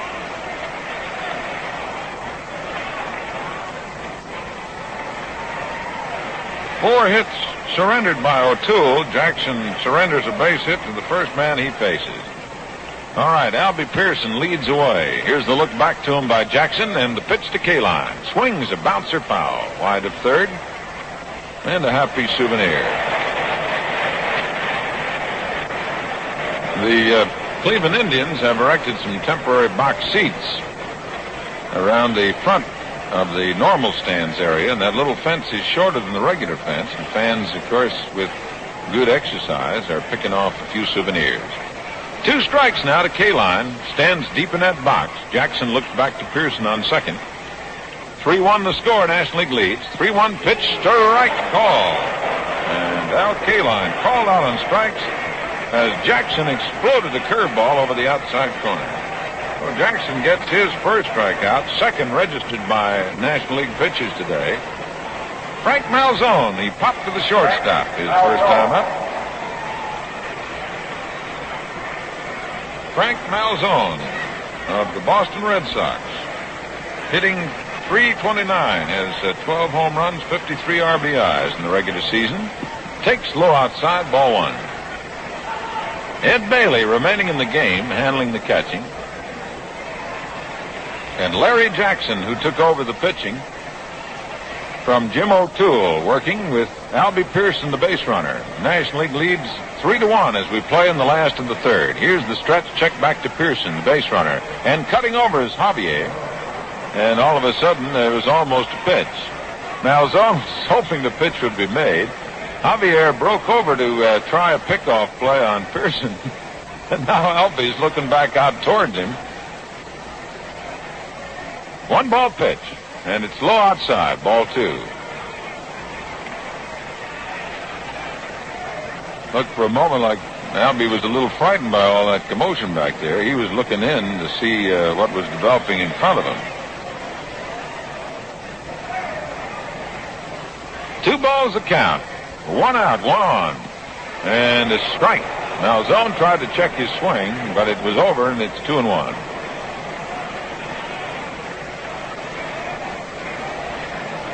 The outfield for the National League is playing Frank Malzone well around the left. They're giving him virtually all of the right field area. Hank Aaron is in right center, Willie Mays in left center, and Davis around the corner and left. Jackson checks Pearson, the 2-1 pitch. Here's a little looper hit on the left field. That's going to be a base hit. Here's Albie Pearson hitting third. He's going to score. Davis throws into second base. It's 3-2 now. The National League leads. So Malzone just stroked that little short looper out into left field. Malzone gets a run batted in, and that is hit number 6 for the American League. 3-2, the National League leads, and here's Leon Wagner. He stroked a single in the second inning and scored the first American League run. So Malzone, celebrating the birth of his new baby boy, gets himself a base hit. Wagner, a slow roller right side. Bill White waiting for it, flips to Jackson, covers, and out at first is Wagner. Moving down to second is Malzone. Wagner sort of topped that ball up on the handle. White made a good play on the ball, electing to let Jackson continue, who had broken from the mound towards first, threw it over to him, and the play goes from the first baseman White to the pitcher. Malzone moving to second base on the play. So the American League has a runner on second, 2 out, and Earl Batty, the batter. He lined to the right fielder, Hank Aaron. First time up. Batty, with a very open stance, has his left foot pointed down towards third base. He's a right-hand batter. Malzone leads from second. Jackson, the right-hander, ready to work. Here's the pitch. Foul off into the stands. Strike one.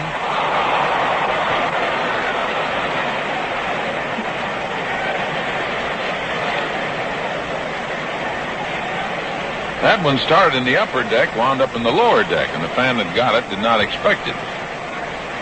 2 out, 1 strike. 3-2 the score. The National League leads by 1. Malzone represents the tying run. Batty swings, and here's a base hit into center field. Malzone makes the turn at third as Mays comes up with the ball, and he will score. Score is tied 3-3. Earl Batty of the Minnesota Twins comes through with a base hit. Off Jackson, his third hit. Jackson now has given up 2 runs. And here's Joe Pepitone, the free-swinging, very capable first baseman of the New York Yankees. Outfield moves around to the right. 2 out, runner at first, score tied 3-3. And Jackson, the right-hander, checks on the runner at first. Batty works to Pepitone. A swing and a miss. Strike one.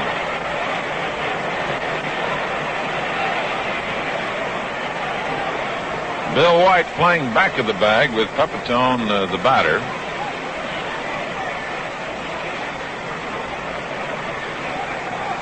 Joe Pepitone waiting now, left-hand batter against the right-hander. Here's the pitch to him, and he swings and he drills one into right field. Henry Aaron is there. He makes the catch, and that retires the side. But the National League gets 2 runs, and at the end of 3, the score is tied. National League 3, American League 3. Although Brooks Robinson isn't in the lineup at the moment, Casey Stengel rates him as one of the finest third basemen since Pie Traynor.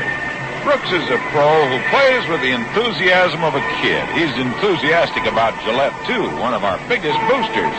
He's already sold on Gillette's newest product, Sun-Up Aftershave. Right now, you can get Sun-Up free with the purchase of 150 Gillette Slim Adjustable Razor Set. Sun-Up gives you that top-of-the-morning feeling, and the girls go for its crisp, masculine fragrance, too. And how about that Gillette Slim Adjustable Razor? Set the dial to one of 9 numbered blade settings, the one that suits your skin and beard exactly for a shave that can't be equaled. The Slim is light and long with a newly designed shaving head for those trouble spots like under the nose and chin. So get the Slim Adjustable Razor plus new Sun-Up Aftershave free at $1.50 plus tax. Or it's free with Gillette Super Blue Blade 15s at $1 plus tax. We have a new pitcher now for the American League. Jim Bunning comes on to take over.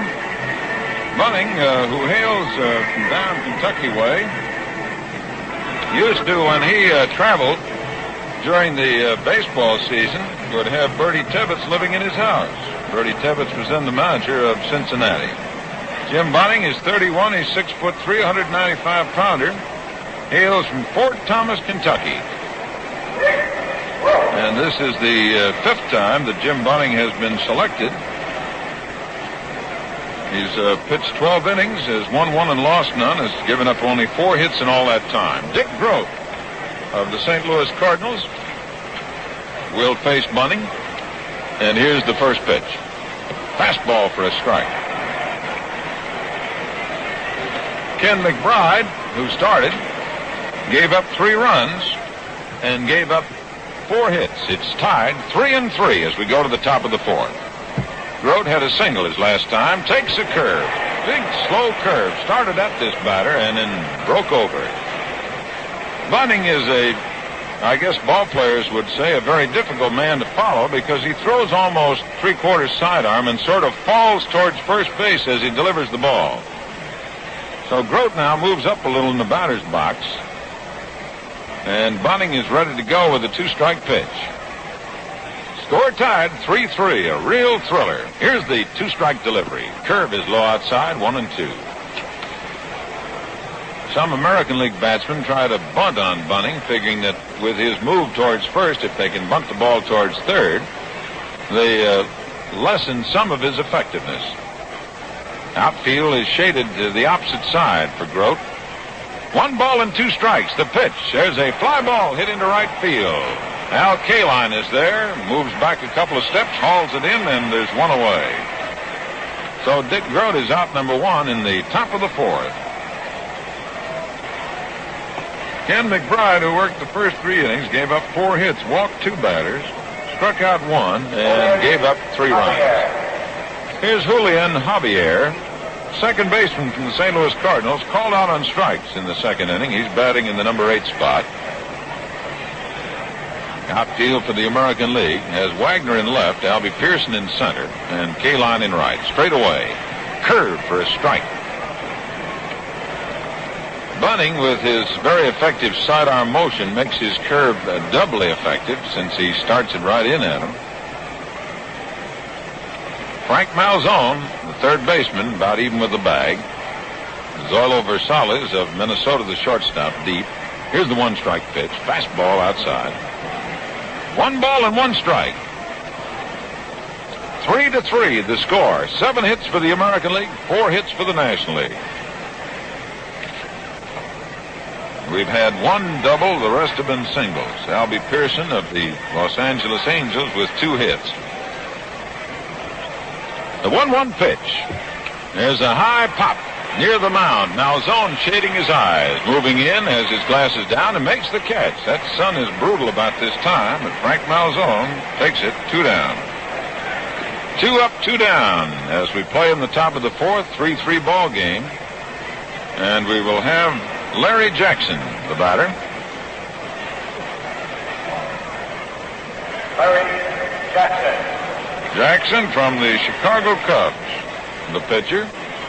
Bats as he throws from the right side. And the outfield is straight away for him, not too deep. Swings, and he drives one into center field. Albie Pearson is there. The little fellow straightens away, makes the catch, and that retires the side. National League goes down in 1-2-3 order. At the end of 3.5 innings, the score, National League 3, the American League 3. Bob, although Veda Pinson just missed making the All-Star team, having quite a year, isn't he? He sure is. I had a chat with Veda recently, and is he happy about that batting average? And another thing he's enthusiastic about is new Gillette Sun-Up Aftershave. You know Sun-Up is available free with the purchase of the 150 Gillette Slim Adjustable Razor Set. For the top-of-the-morning feeling fans, try Sun-Up, Gillette's new aftershave. Sun-Up gives you a wonderful sense of well-being that lasts, and its crisp band-style fragrance really charms the ladies. For shaves that are fast and refreshing, clean and comfortable, it's the popular Gillette Slim Adjustable Razor. The Slim's exclusive precision dial has 9 different blade settings. One suits your skin and beard exactly, and it has a trim, compact shaving head for those hard-to-shave areas. Get Gillette Sun-Up Aftershave free with the Gillette Slim Adjustable Razor at $1.50 plus tax, or it's available free with Gillette Super Blue Blade 15s at $1 plus tax. Last half of the 4th inning, Zoilo Versales, the shortstop from the Minnesota Twins, playing in his first All-Star game, hit by a pitch by O'Toole, stands in against Larry Jackson, the right-hander. Here's the arm coming down and the pitch. A bunt attempt, foul. Strike one. Boyer came charging in, and that's one of the reasons he's on the All-Star team. He really moves. Outfield around the left. One strike pitch. Bouncing ball, going through, base hit for Versales. Makes the turn at first, but holds as Davis with that great arm throws into second base. So the American League starts off here in the 4th inning with a base hit. That's hit number 8. 4th hit off Larry Jackson, who came on to work in the 3rd. O'Toole worked the first 2 innings. And Jim Bunning, the batter. Bunning, who took over for Ken McBride. Pretty good swinger. Bats from the right side, deep in the batter's box, holds that bat well away from his head. Boyer looking for a bunt. It is bunted. It's foul. So the score tied 3-3. The American League trying to move Versales, a very fast man, down to second, with the top of the batting order coming up. Now a little exchange among the National League All-Stars. Boyer has moved into the cut of the grass at third base. Bill White is playing inside of the bag at first, ready to charge in. And, of course, this is one of the most beautiful plays in baseball, to watch its execution. Throw to first, back safely, close play. Bill White throwing that glove down on Versales. Good throw by Jackson. One strike in the stretch. Check on Versales. Leads away. Here's the pitch to Bunning. And he bunts it along the first baseline. Grabbing it is White. Can't go to second. Goes to first. Throwing to Javier. Sacrifice is good, and Bunning moves Versales to second base.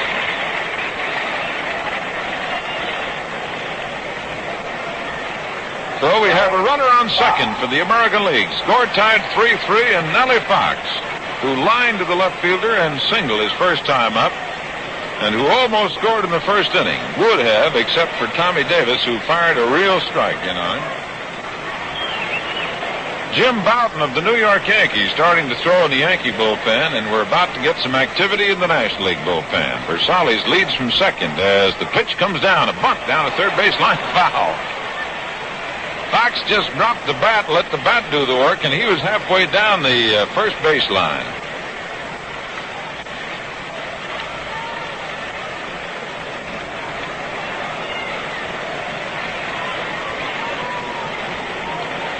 Little conference as Ed Bailey shouts some encouragement out to Larry Jackson. The outfield is shallow for Fox, with Willie Mays practically playing deep shortstop and Tommy Davis at deep third base. All right, one strike, one out. A runner on second. Here's the pitch to Fox. Fouls it back on the screen, and it's strike two. Ray Culp of the Philadelphia Phils, the right-hander, goes to work in the National League bullpen. Jim Bouton, the right-hander from the Yankees, starting to throw in the American League bullpen. 3-3 the score. 8 hits for the American League, 4 hits for the National League. A check back on Versalles now by Larry Jackson. Pitch to Nellie Fox. Down low. Nice stop by Bailey, and it's 1-2.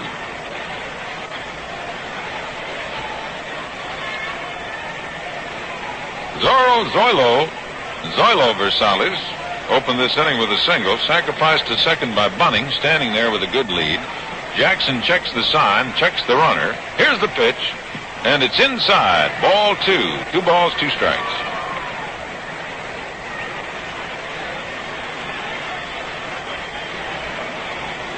Nellie Fox, who despite the fact that he's the oldest American League player in this game, shows the enthusiasm of a young boy, chokes up on that bat about 6 inches.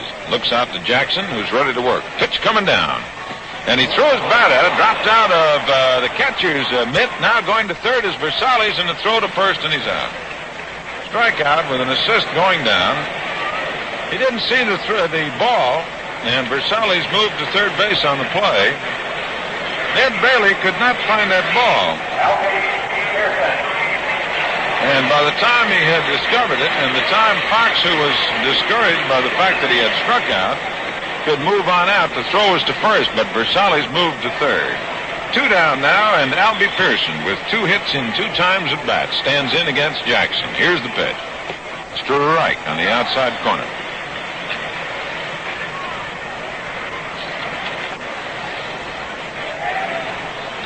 Albie Pearson, the littlest man in the game. A double all the way to the fence in left center in the third. Started the American League rally. Is going to bunt it and took it. Strike 2. Outfield is straight away. Jim Bouton throwing in the American League bullpen. Ray Culp from the Philadelphia Phillies throwing in the National League bullpen. Larry Jackson now with a 2-strike count on Albie Pearson. 2 out, runner at third. Here's the pitch. Down low, 1-2.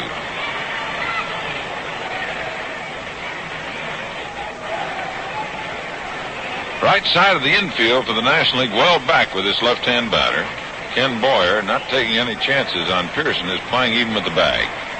1-2 pitch on the way, and it's too low for ball 2. Score tied, 3-3. American League have picked up 8 hits. The National League have 4, but the runs are the same, 3-3. This is the 4th inning, last of the 4th. Down low, ball 3, as Albie Pearson attempted but held off. The ball broke down and away.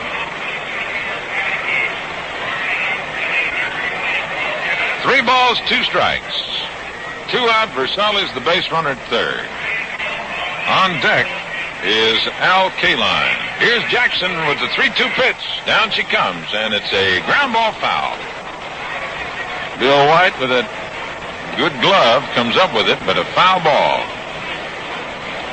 Always an impressive sight to take a look at the umpires who right on the line. Hank Soar at the plate, Bill Jakowski at first base. Bill Haller of the American League out there along the line. 3-2 pitch coming down. Struck him out. Gave him a curveball, changed the speed, got him on it. So the American League fails to score in their half of the 4th, and at the end of 4 innings, the score is tied. National League 3, American League 3.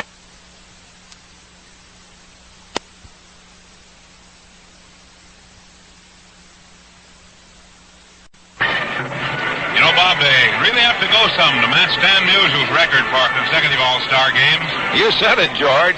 Stan has appeared in 24 straight. You just can't beat that for consistency.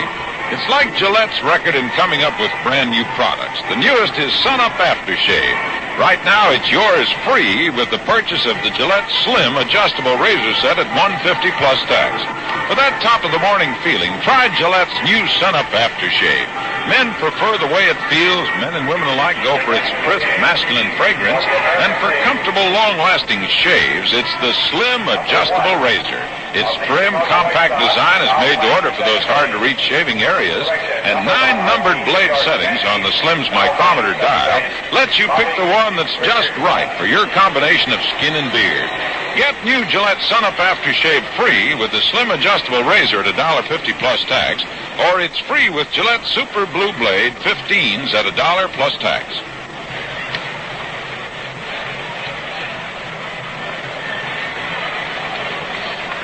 Tommy Davis. Well, we have a change in the American League lineup now. Bobby Richardson of the New York Yankees has moved in to play second base.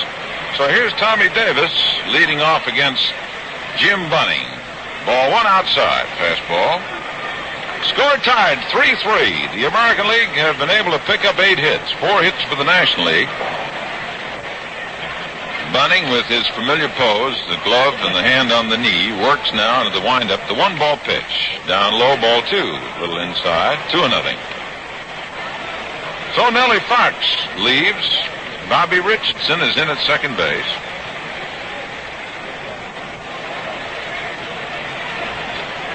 Score tied 3-3 as we play in the top of the 5th inning. Jim Bunning with the 2-ball pitch. Misses, ball 3.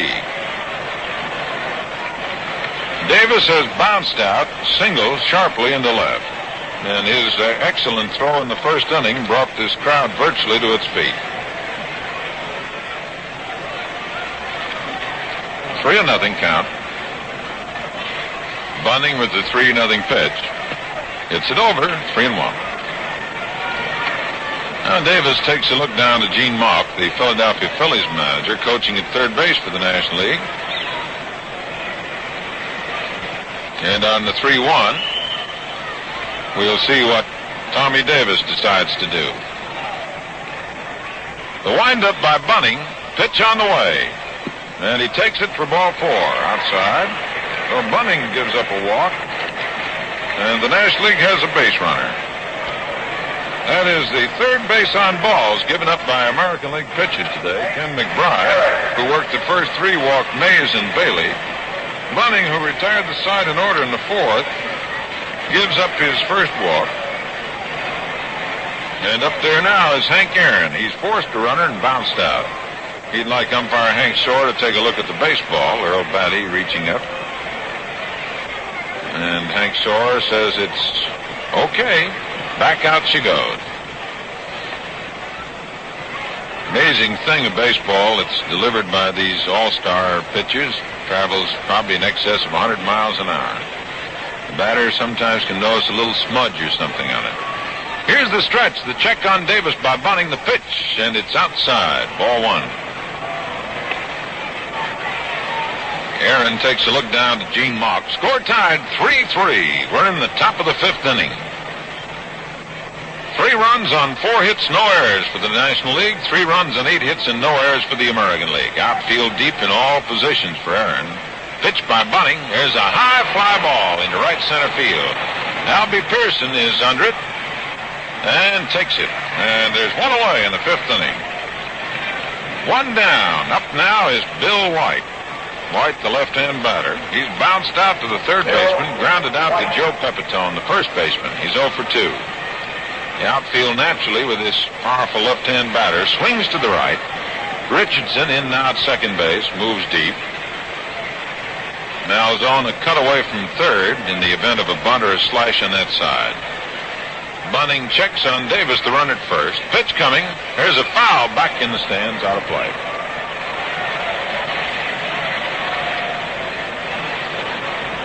One strike to Bill White. Score tied, 3-3. Bill White is the first to reach 100 hits of any batsman in either league in this season of 1963. He's been stroking that ball for the St. Louis Cardinals. 1 out, 1 on, 1 strike. The next pitch. He hits a little number to the left side. Malzone coming over, goes back to second to Richardson. Ball bounces out of his glove. There's Davis going on. And White had made a big turn at first, but will get back safely. Malzone came in on that number that was hit just to the left of the mound in trying to throw to Richardson. He hit him up on the hands, and the ball bounced out of Bobby Richardson's glove. Official scorers will talk that one over. I'm sure White will get on the fielder's choice. And now the question is whether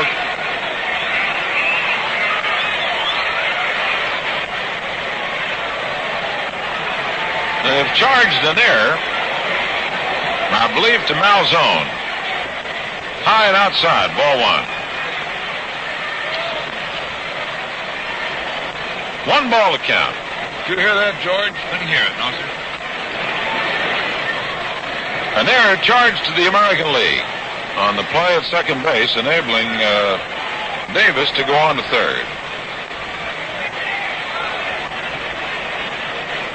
1 ball to count. 1 out. Score tied 3-3. First error of the ball game. Bill White the runner at first. Davis the runner at third. Willie Mays the batter. Here's the 1 ball pitch, and he fouls it back. Bunting not an easy man for a right-hander to hit. Culp will undoubtedly come on in the last of the 5th. He has concluded his warm-up tosses and has moved near the gateway out in left field. The outfield shades to the left. The 1-1 pitch to Mays. Swings and hits the number to the right side. Pepitone grabs the ball, is going to the bag, and Davis comes on to score. Well, Willie Mays just pushed that ball to the right side. Pepitone grabbing the ball, stepped on first. And Ed Bailey, who had moved out there, is called back as Willie Mays grounds out to the first baseman. Davis comes on to score, and it's 4-3, the National League. And on to second base goes Bill White. Well, Mays moves up the runner. And here comes Stan the Man Musial.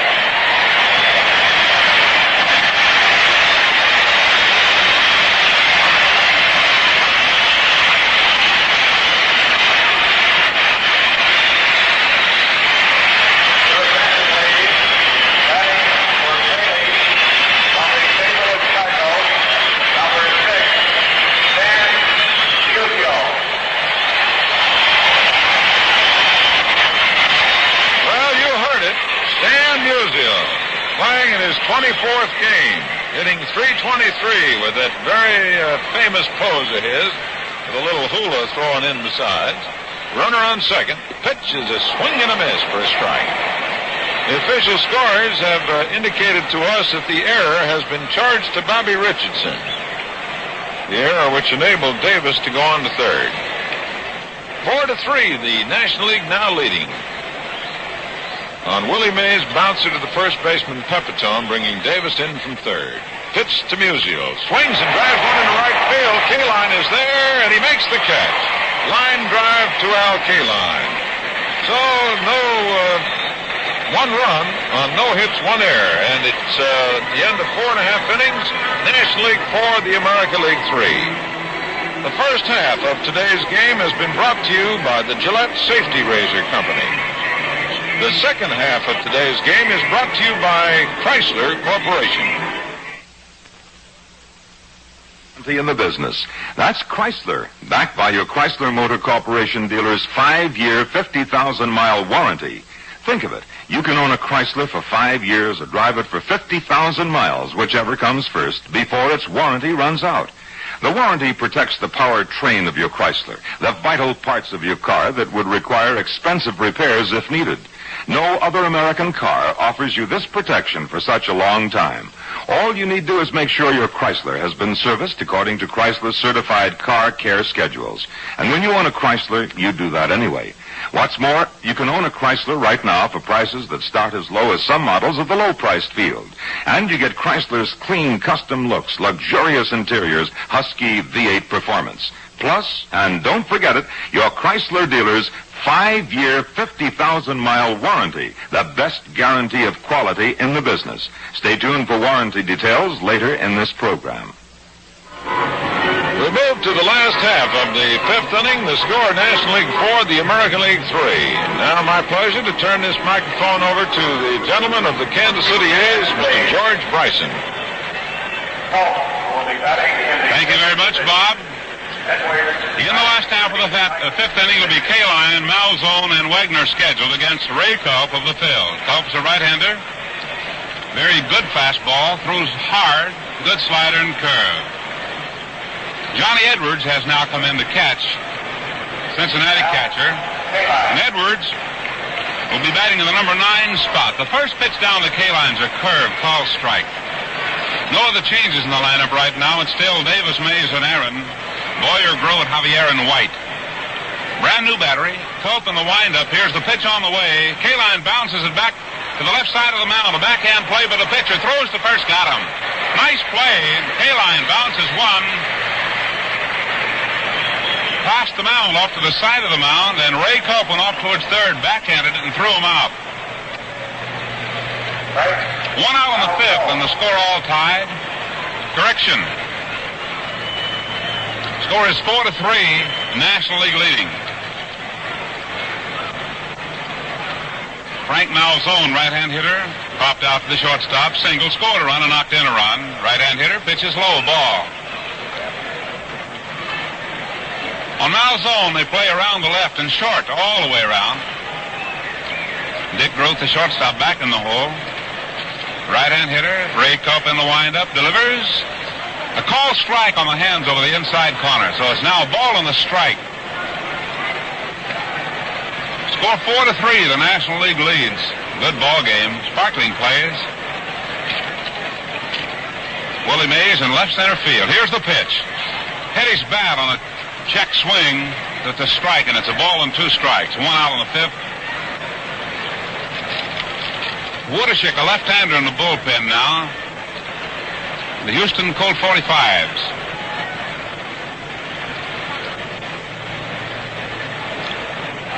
Culp of the Phils facing Malzone of the Red Sox. A ball and 2 strike count. Next pitch on the way is a fastball, a bit high. All even out 2-2.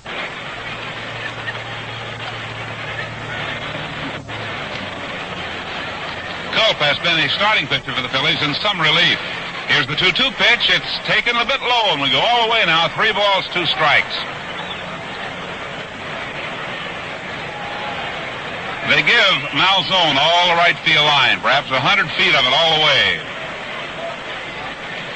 I think he's a dead pull hitter. Here's the windup now. Payoff pitch.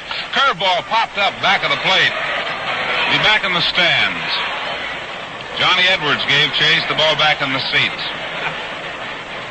Great big crowd here today, out in center field, bleacherites enjoying the sunshine, and a good ball game. 4-3, National League.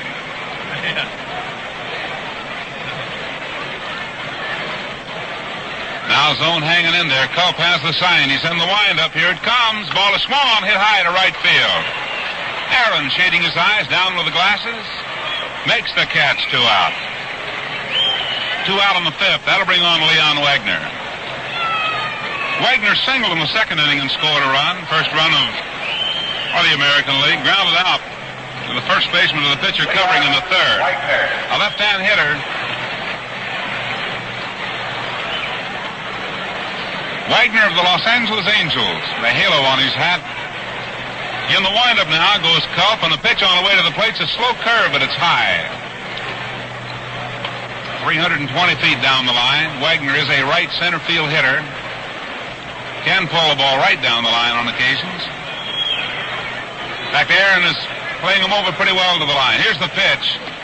Bit high. 2-0 the count now with 2 gone in the fifth. Wagner the hitter. And the score 4-3, National League leading. Here's Culp's next pitch. Wagner swings on it and fouls it back here. Back of the plate. Into the netting, bouncing back down on the field, and the count is now 2-1.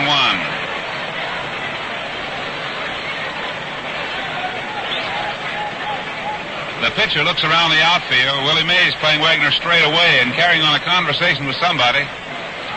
Willie loves to play baseball. Here's the next pitch. Swung on a line to right field. A base hit, a bullet hit out there. Wagner makes the turn and hangs on as Aaron comes up with the ball. That's 9 hits now for the American League and brings on a pinch hitter for Earl Batty. Like Carl Yastrzemski, the left-hand hitter with the Boston Red Sox.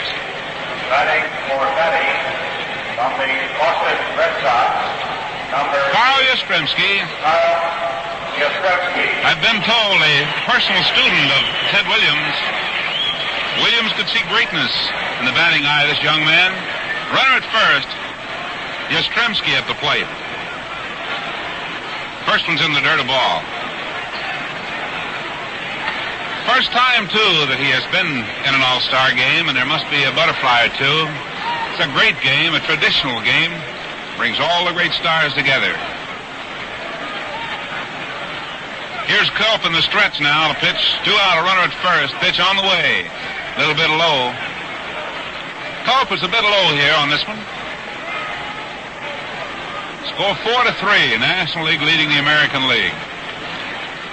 This is the 34th All-Star game. Infield around to right. Yastrzemski can hit the ball anywhere. Culp in his stretch. Here she comes. Curveball hit high in the air down the right field line. Bill White, the first baseman in foul territory, gives up now as Javier makes the catch just barely foul. Javier, the second baseman, got it in foul territory. Retires the side. 5th inning, no runs. On 1 hit, no errors. The man left. Score now as we go to the top of the 6th here. National League 4, American League 3. Full-sized value is just the beginning when you invest in a new Chrysler. Every Chrysler built, from economical Newport to luxurious New Yorker, benefits from your Chrysler Motors Corporation dealer's certified car care plan. This plan protects your Chrysler, keeps it performing the way a Chrysler should for as long as you own it. Your car is serviced at reasonable intervals by skilled experts who know it outside in, inside out. These men are specialists, skilled Chrysler-trained technicians. Believe me, they know what makes a Chrysler tick, and they know how to use the right tool at the right time for every job, from a minor repair like a faulty windshield washer to a major repair like an engine overhaul. Your Chrysler is in good hands when it's serviced the certified car care way, approved by the engineers who designed your Chrysler-built car. See your Chrysler dealer about the best new car investment in the business.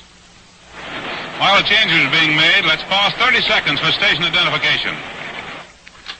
Industrial Bank of Schenectady offers complete banking services for the individual and the businessman, as well as a willingness to talk over any financial problems you may have and to help in any way possible. Loans, checking accounts, savings accounts, safe deposit boxes, Christmas club.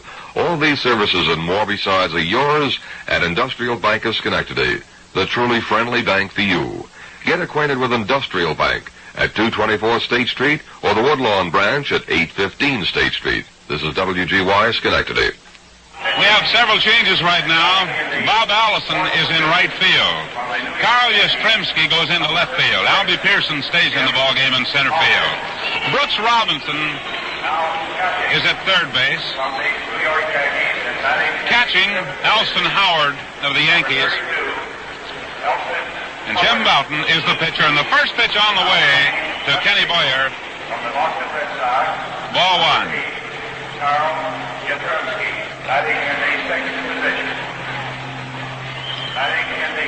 Jim Bouton, the right-hander of the New York Yankees, fires, and the ball is fouled off back of first base, going up in the stands. So now we have Robinson, Versailles, Richardson, and Pepitone in the infield. Yastrzemski, Pearson, and Allison in the outfield. Elston Howard, the catcher. Jim Bouton, the pitcher, big right-hander of the New York Yankees. In the windup he goes now. Pitch on the way. Swung on and missed on a breaking ball. And it's a ball and 2 strikes. Score in this ball game, 4-3. The National League leads. Good ball game. Both managers expressed a great desire to get everybody in. Of course, a little tough. Kenny Boyer at the plate. None for 2. Hits this one high in the air on the left side. The third baseman, Robinson, in foul territory, makes the catch. Boyer out on the pop fly. 1 gone in the 6th. And that'll bring on Dick Grote, the Cardinal shortstop. And I think one of the great things about the game of baseball, Grote, who was raised in the Pirate organization, tries desperately to beat the Pirates now as a Cardinal. He's a right-hand hitter.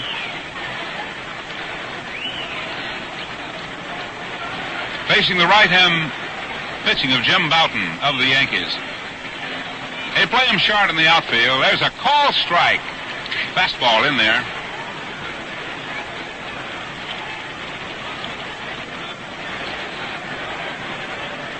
Jim Bouton gets a sign now from Elston Howard. In the windup he goes. Here's the pitch, and it's a changeup swung on a line foul down the left field line in the seats. Pulled the string that time. We haven't seen too many changes. In fact, both pitching staffs, predominantly fastball and slider pitchers. And one of the real hummers in the American League, Juan Pizarro, is warming up in the bullpen. Woodishick, Colt 45s, the National League. There's a pitch outside. Now it's 2 balls and 2 strikes. He checked out. A ball and 2 strikes on the board. 1 gone in the 6th. Bowden cranks up, delivers in a hurry. Overhand curveball hit on the ground to the third baseman. Robinson has it. Has to hurry the throw. Got him. One of the great glove men, Brooks Robinson. Oh, the league is full of fine third basemen. Both leagues, for that matter. 2 out on the 6th, and here's Julian Javier. Javier, the second baseman of the St. Louis Cardinals, has struck out and popped out. They're scored 4-3. National League leads. Out hit by 5 hits. 2 gone in the 6th. Bowden gets a sign now from Elston Howard to pitch overhand curve, fouled off. Bowden coming right over the top.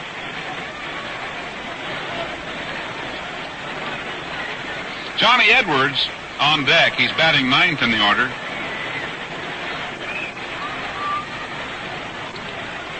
Bowden set again. 2 gone in the 6th inning. In the windup, Bowden. Pitch on the way to the plate. It's a fastball hit on the ground. Big hopper to the shortstop, Versailles. Quick throw in the dirt and picked up by Pepitone in time. Good play at first base.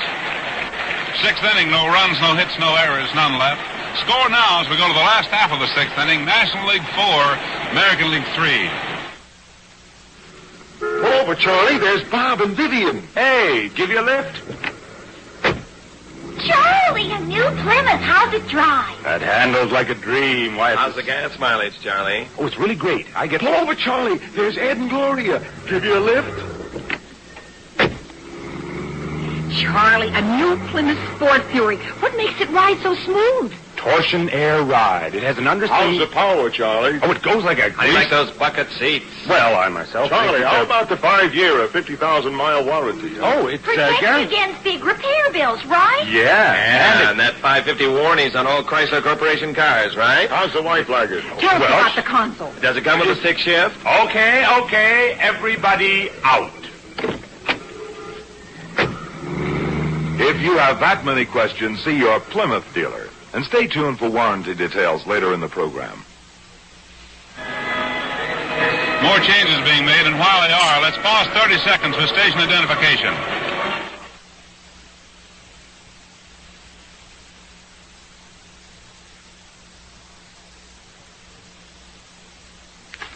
Paying your bills by check saves time and also gives you an unquestioned receipt for your payments as well. At Industrial Bank of Schenectady, you'll find checking accounts tailored to your needs.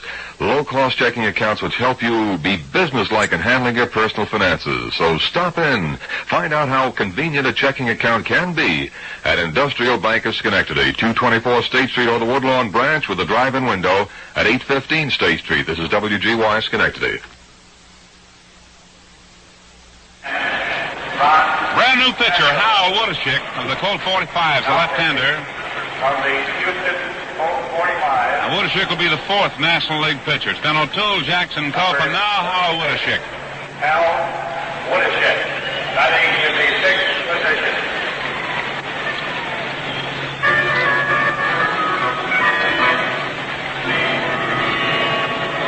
About ready to go now, last half of the 6th inning. Joe Pepitone, the first baseman, has struck out and lined out. Struck out swinging in the 2nd inning. So it's Santo, Grote, Javier, and White in the infield. The catcher, Johnny Edwards. Outfield is Davis, Mays, Aaron Still. The left-hander, Hal Woodishick, is ready to pitch the left-hand hitting Joe Pepitone. Scores 4-3. National League leads. Runs and bunts, and he fouls it off on the first pitch, and the ball going down past Warren Child, president of the National League, sitting in a box right near the National League dugout, directly across the commissioner of baseball, along with the American League contingent, the home team here today. A strike to count on Pepitone. The windup by Woodishick, sidearmed him low. A ball and 1 strike now. Willie Mays playing short center field. They play Pepitone straight away in the outfield. Around the right a little bit in the infield. The third baseman, Santo, in close. Here's the next pitch. A bit high. 2-1. Beautiful day. Gee, you couldn't want a better day for an all-star game. Colorful uniforms, beautiful ballpark, and fine plays. And a close one. Here's Woodishik's next pitch. And a swung on and missed on a curved ball, 2-2.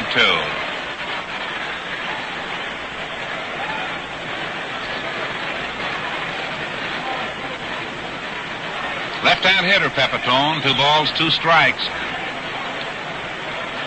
Woodishik cranks up and delivers. Foul tip, that is, into the glove of the catcher, Johnny Edwards. It's a strikeout. Pepitone, actually checking his swing, the ball flicked his bat, went right into the glove of Johnny Edwards, and that'll bring on Zoilo Versalles. Versalles, the little shortstop from the Minnesota Twins, a right-hand hitter. Public relations man for the ball club in the winter, and gosh, that's hard to understand. Unless a lot of people speak Spanish up there. Runs and bunt and fouls it back. A strike. He can fly. Good fielder. And they kick his name around a little. Zoilo. He likes Zoilo. 1 out on the 6th, and the score 4-3. National League leading. The wind up again by Woodishik. Pitch on the way is low inside. Fastball, 1-1.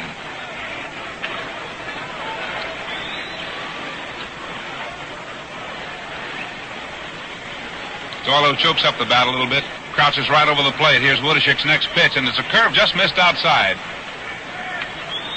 2-1.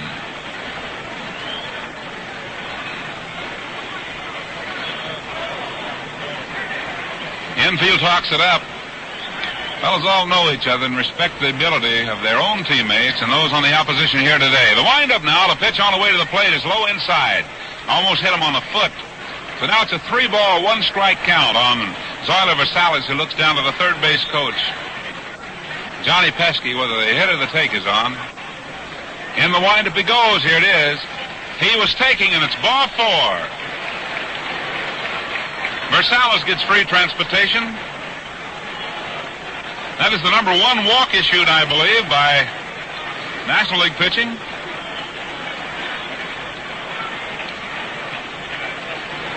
Now here's the third baseman of Baltimore, Brooks Robinson, a right-hand hitter, batting in the 9th position. Runner at first, 1 out. Infield shortened up, possible double play. Robinson takes a curve in the dirt. 1 ball, no strikes.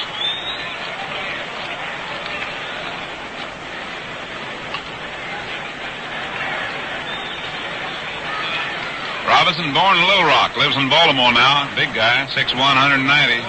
Fine third baseman. Here's the stretch, the pitch on the way. Hit through the middle, across second base into center field. Versalles all the way to third. Mays coming up with the ball, does not throw. So you have there one of the great throwing arms in baseball being tested by one of the great runners in baseball as Versalles went into third base, and Mays had lost the battle because he had to come in and get the ball. So Versalles is at third. Robinson is at first, and here's Bobby Richardson, the Yankee second baseman, up for the first time in the ball game. Richardson has demonstrated over the years that he's a great hitter in the clutch. Witness his success in the World Series. National League 4 on, American League 3. American League now has 10 hits, National but 4. Runners first and third and 1 out. Infield in. The pitch. There's a ground ball going to the shortstop. He has it over to second for 1. Throw to first. Double play. So Richardson hits into a double play. Grote to Javier White to end the inning, end the threat. The 6th inning produces no runs on 1 hit. There were no errors and a man left. So at the end of the 6th inning, the score, National League 4, American League 3. Why is Valiant the best all-around compact anyone's come up with yet? Here are just a few reasons. A choice of two engines, the Pepe Economical Standard and the hot-performing 225. Lasting value with rust-protected, rugged one-piece body. And your Plymouth Valiant dealer has low price tags right now. Remember, Valiant has the first and only 5-year or 50,000-mile warranty. Yours only on cars from Chrysler Corporation. For more information on the warranty, stay tuned to this station. It's getting late. See your Plymouth Valiant dealer right now.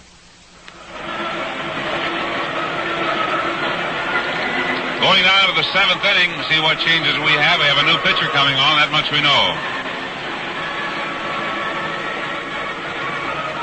Juan Pizarro, Chicago White Sox. Pizarro, National League for a long time, has moved to the American League, and he's become a fine pitcher. He can throw very hard. A left-hander with really a blazer. Smoke, as they call it in baseball. Luis Aparicio has gone into play shortstop. Now pitching and batting in the 4th position from the Chicago White Sox, number 32, Juan. Now Pizarro will be batting in the number 4 position. Now playing shortstop, batting in the 8th position. Hitting in 8th in place of Rosales will be Luis Aparicio. Luis Aparicio. And I suppose that fans who's followed the career of this young man over the years, well, the White Sox were startled a little bit when he went over to another ball club, Baltimore, but he's done a fine job. Quick hands, enjoys the game. Johnny Edwards now coming on in the 7th inning. He's a left-hand hitter with the Cincinnati Reds. Johnny Edwards.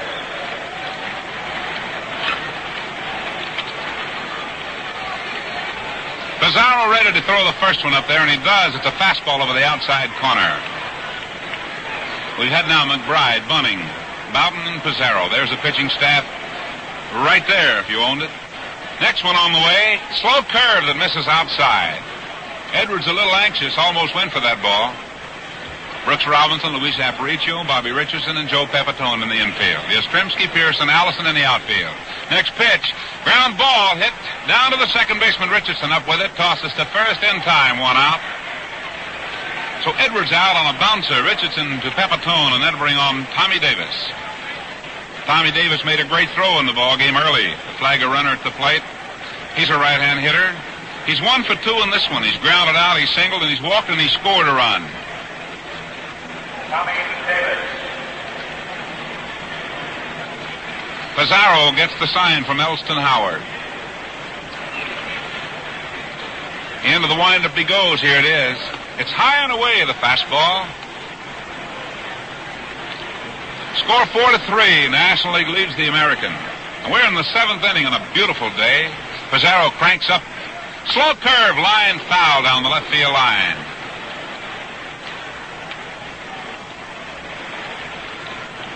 So now it's a ball and a strike on the right-hand hitting Tommy Davis of the Dodgers.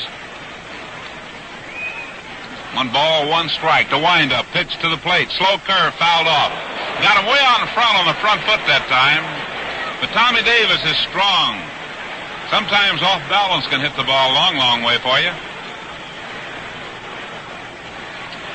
Ball and 2 strike count. 1 out on the 7th. Pizarro gets the sign from Elston Howard. Throws the ball. It's hit high into the air into left center field. Albie Pearson calling for it. And he's got it.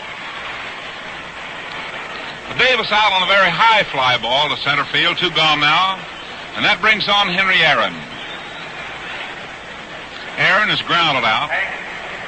Safe on a fielder's choice. Scored a run. It was out on a fly to center field. So now with 2 out on the 7th, the score 4-3, National League leading.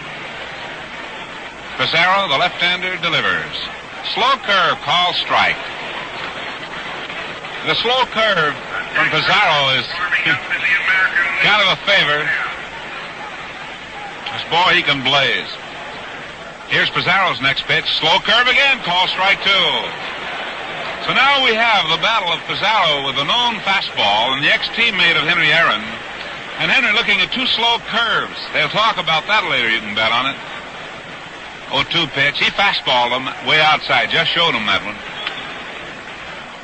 Gene Mock says, come on, Henry. Down at third base.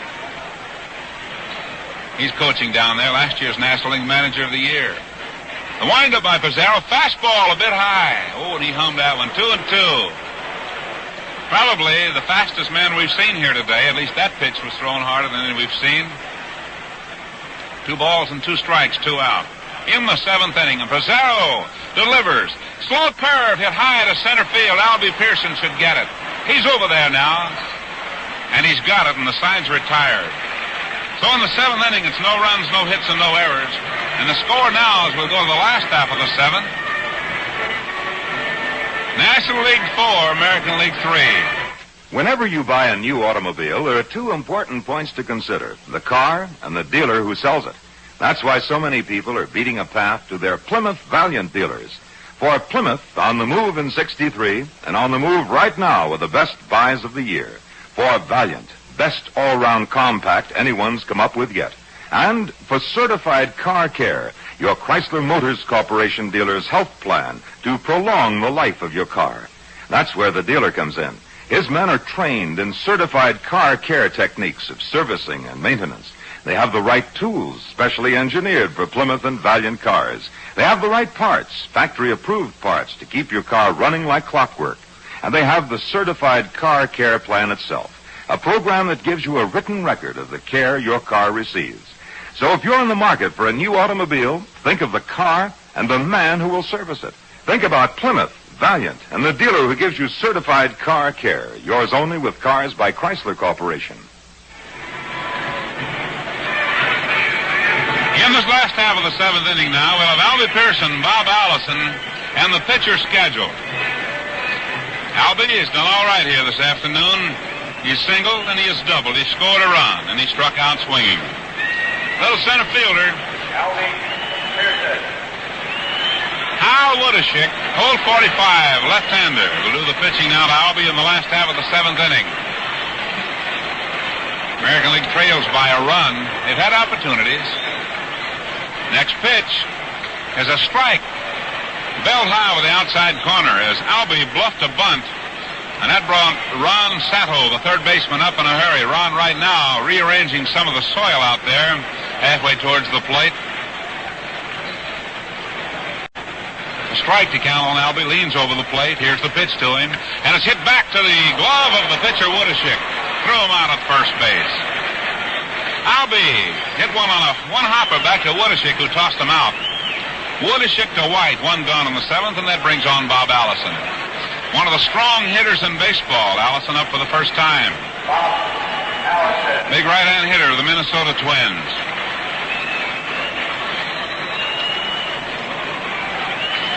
Right behind them, another twin, Harmon Killebrew. He'll hit next. There's a strike.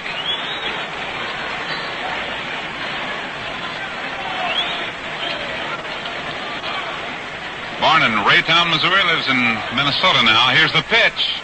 There's a strike called on Allison. The killer Killebrew next. 1 gone, 7th inning. Score 4-3. National League leads. Woodishick in the windup. Here's his pitch. Allison takes it, bit inside. Allison is 6'4", weighs 220 pounds. Next pitch on the way. There's a long foul ball going down the left field line. That'll go into the lower deck. A ball and 2 strikes. Al Woodishick, a left-hander, one-time pitcher with the Cleveland Ball Club. Score 4-3, National League leading. 7th inning. Here's the windup, the pitch. Allison swings and bounces it foul down past Sam Mealy, coaching at first. Well, Mealy, the Twin manager, the hitter is Allison, the Twin right fielder, and the on-deck hitter, Killebrew, the left fielder for the Twins. People in Minnesota proud of this power. 1 out in the 7th. And Woodishick ready to pitch, and he does. And the ball is swung out and missed. He struck him out with a fastball. Allison, the big man, out of there swinging. Now here comes Harmon Killebrew. Right-hand hitter. And this fella has got muscles on his muscles. He's big. Right now, it's 4 runs, 4 hits, and no errors for the National League. The American League, 3 runs, 10 hits. They've committed 1 error. American League not capitalizing on their hits. Woodishick ready to pitch to the killer, and he does. It's outside a ball. Complimentary nickname for Harmon. He's called the killer. Most ball players have nicknames, one kind or other.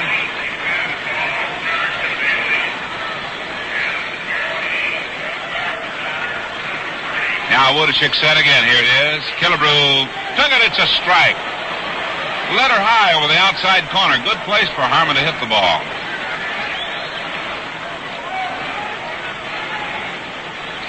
Oh, he's in a hurry out there, Woodishick. Next pitch is a strike call. Woodishick nibbling on the corners now. And it's a ball and 2 strikes. 2 out in the 7th inning.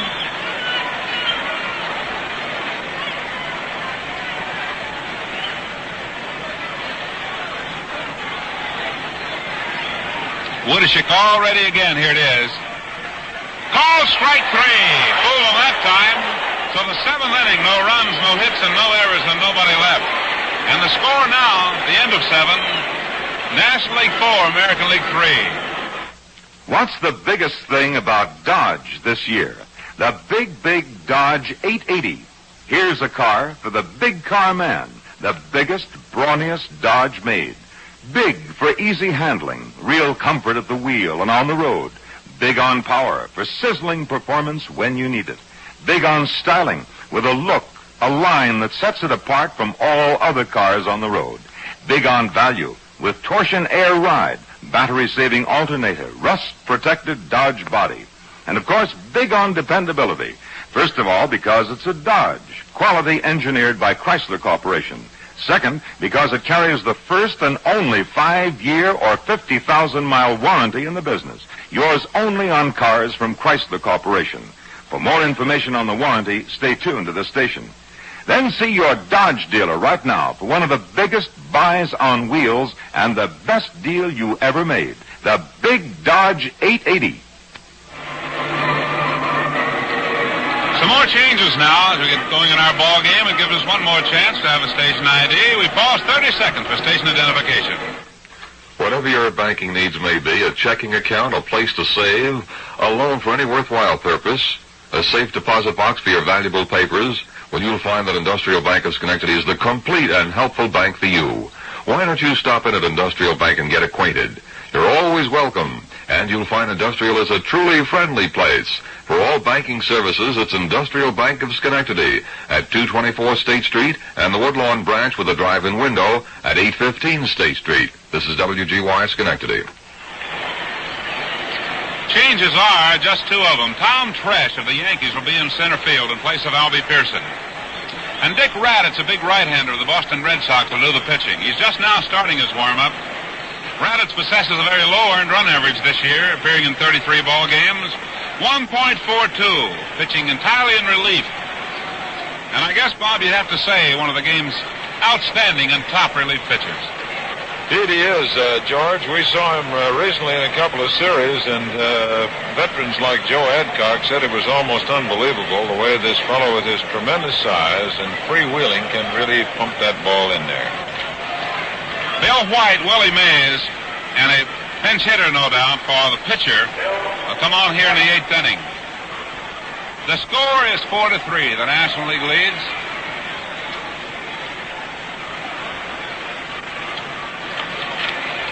And Raddatz, a big right-hander, is ready. He weighs 235 pounds. Born in Detroit, lives in Royal Oak, Michigan. The first pitch is low, a ball. Nice, free, easy motion, but he can throw aspirin tablets at that plate. Bill White, the first baseman, a left-hand hitter, has not hit in 3 times at bat. Next one on the way. Call strike at the knees over the inside corner. Defensively, we have Brooks Robinson at third. Aparicio is at shortstop. Bobby Richardson at second. Pepitone is still at first. Yastrzemski, Tresh, and Allison in the outfield. Here's Raddat's next pitch. Foul ball on a breaking ball this time. Sidearmed into the left-hand hitting Bill White. As big as he is, that easy motion, long arms.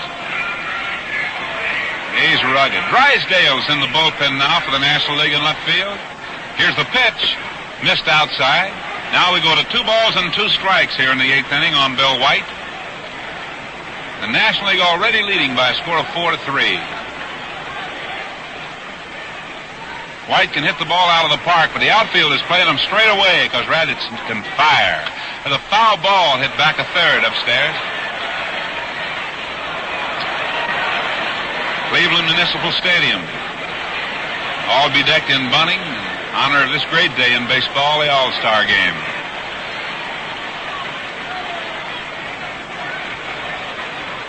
Two balls and 2 strikes.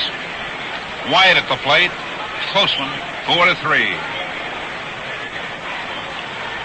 Here's Raddatz pitching. Fouled off the screen back of the plate. And a slider, a breaking ball of some sort, got right in on the fist of the left-hand hitting White. Hit one of those right, I tell you, you get a handful of bees, a broken bat.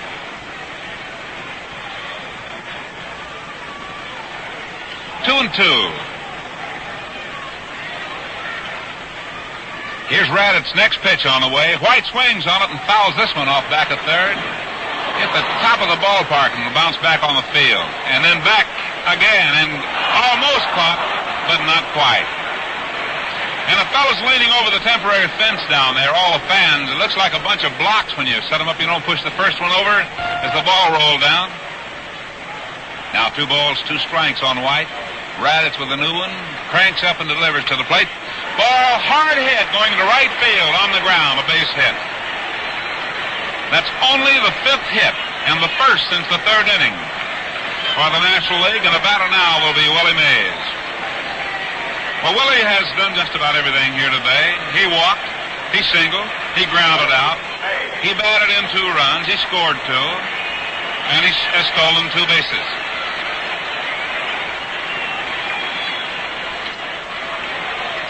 Mays, a right-hand hitter. The first pitch to Mays is swung on and fouled off, and Mays was going to try to hit that one in the lake. Boy, he took a pretty good rip.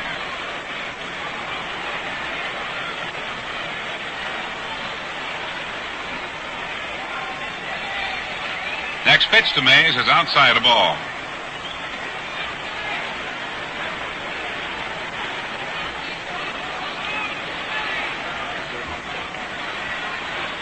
Willie Mays at the plate. Infield shortened up. Willie, a pretty tough man to double.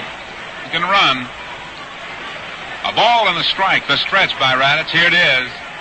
Fouled off. In fact, Willie went out a little front of the plate that time. Took a little gamble on Raddatz's fastball.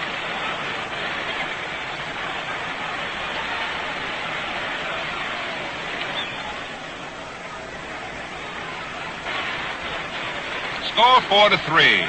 We're in the top of the 8th inning, and the National League leads the American League. Bases on balls really have been a big difference in the game. Here's Raddatz's next pitch. Runner going. Call strike. Throw to second. Not in time. Stolen base down there. Willie Mays is called out on strikes. You won't see that many times. Run and hit play that time. Bill White was running, and Willie Mays is out on strikes. And that'll bring on Ron Santo.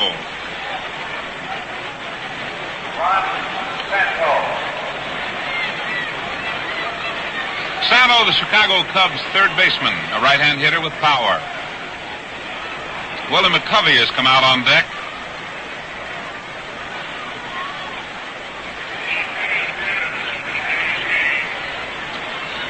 So now Raddatz has a runner at second base, Bill White. 1 man away. Top of the 8th. National League 4, American League 3. American League has 10 hits, the National League 5, which a payoff on score. Raddatz delivers, swing and a miss. Boy, a blue darter thrown up there by Raddatz. We have 44,160 here, and they've enjoyed a ball game, and it's still a good one. Aren't they all, really? Here's Raditz pitching. There's a looper, broken bat job, dying Quayle, base hit to right field. White on the way to the plate, and he'll score. Now it's a 5-3 ball game. Ron Santo hit a broken bat single to right field to drive home White with a 5th National League run, and that'll bring on a pinch hitter for the pitcher, Willie McCovey. From the San Francisco Giants, Willie McCovey, 6'4", 200-pounder. Born in Mobile, Alabama, lives in San Francisco. Left-hand hitter. And he can wrap them. Runner at first base now. And there's one out, and the infield shortened up for the double play. McCovey at the plate. Swung on and missed. Took a big cut. There are many hard swingers in baseball. This man is a hard swinger, long arms, long bat, and boy, he unloads. Here's the stretch now by Raditz. Pitch is swung on and fouled off. He fooled him then. Had one hand off the bat.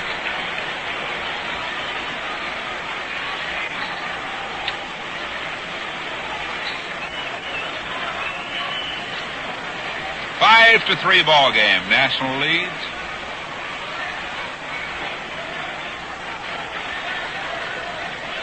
Raditz any stretch. He's a right-hander. Here's the pitch. Swing and a miss. He struck him out. So McCovey, a pinch hitter, out on strikes. And the batter now will be Dick Grote. And Raditz has either struck him out or given him a hit. 2 hits, 2 strikeouts in this inning. Dick Grote. Grote's a right-hand hitter. And up to the plate 3 times, single once to bat in a run. Raditz any stretch. Runner at first leads. Here's the pitch. A strike call.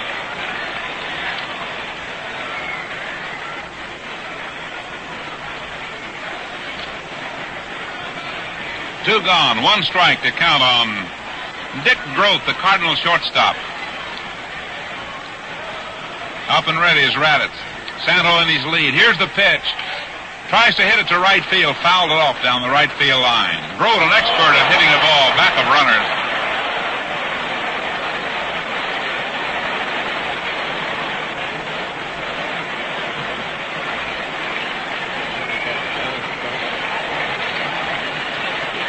A little roar and rustle you hear. Somebody caught that ball and fell down and tore up a $26 pair of slacks for a $3 baseball. They do it all the time. It's all right. Name of the game. Now we're ready with a new one. Here's the pitch to the plate, and it's a called strike. And Raditz struck out the side, but he did give up in the inning. 1 run on 2 hits. No errors and a man left. The score at the end of 7.5 innings. National League 5, American League 3. The 1963 Dodge. Sales up 65%. Did you ever wonder why some cars sell better than others? Styling, performance? With the 1963 Dodge, it's both. When it comes to styling, the Dodge Dependables are in a class by themselves. And performance? Here are cars that won't take a backseat to any others in their class. And with certified car care, Chrysler Corporation's health plan to prolong the life of your car, your Dodge dealer aims to keep the Dodge Dependables dependable. His men are specially trained to service and maintain every car in the full Dodge line. At their fingertips, they have Dodge-designed tools specially engineered for Dodge cars. They have factory-approved brand-new parts to keep your car in condition, plus the certified car care plan itself, a program that gives you a written record of the care your car receives. Dodge Styling, Dodge Performance, your Dodge dealer's certified car care plan, and the best deals ever offered. Just a few of the reasons why in 63 Dodge sales are 65% ahead. For the National League. Another change now. Now pitching for the National League of the Dodgers, Don Drysdale. Side-wheeling right-hander. Drysdale was 6'6". Throw the ball hard. Great fastball, good curve and slider. Elston Howard will be the first man to face him in the 8th. The American League now has this chance and one more. The kind of a quick recap at the moment, the difference really is the base on balls issued by American League pitchers. One of them in the 2nd inning scored. One in the 5th inning scored. It's all a part of the game, like the error, the base hit, pop fly, whatever. Elston Howard comes on to hit against Drysdale. And this has happened before in the World Series. They look back and create the great moments. Both these men have had them. Big winner last year, Don Drysdale, winner of the Cy Young Award. Here's his first pitch. It's a fastball strike in there. Those of you who get a chance to see the American League and not the National League, Pizarro, a left-hander, same kind of a fastball as Drysdale has, a right-hander. Swing and a miss, and he threw a breaking ball to him. Strike 2. Elston Howard up there in place of Leon Wagner.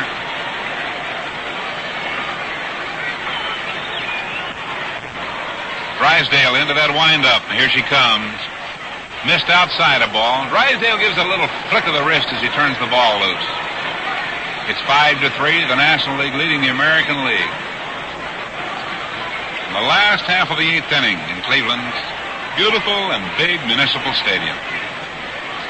Drysdale set again. Here it is. Foul ball back to the screen behind the plate. Hank Sower, the umpire, working back there. Big Bill Zitkowski of the National League at first. Al Smith of the American League at second. And Paul Pryor third. Extra umpires. Harvey is in right field.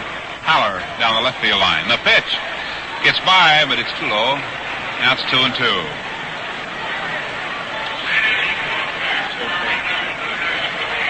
Sandy Koufax is now in the bullpen for the National League.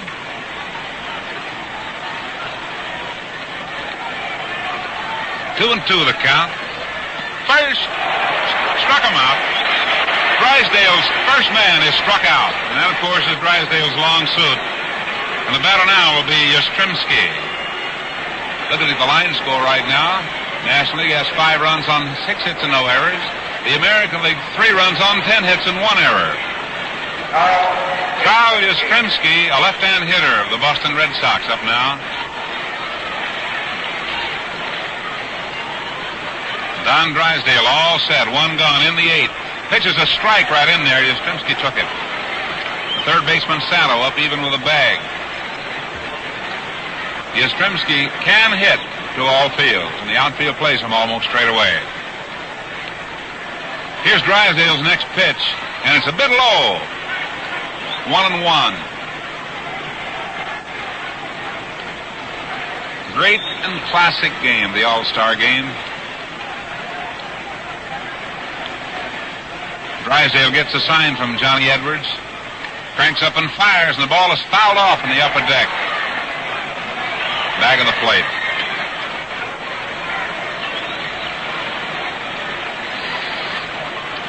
Joe Papatone of the Yankees has gone all the way at first base, is on deck.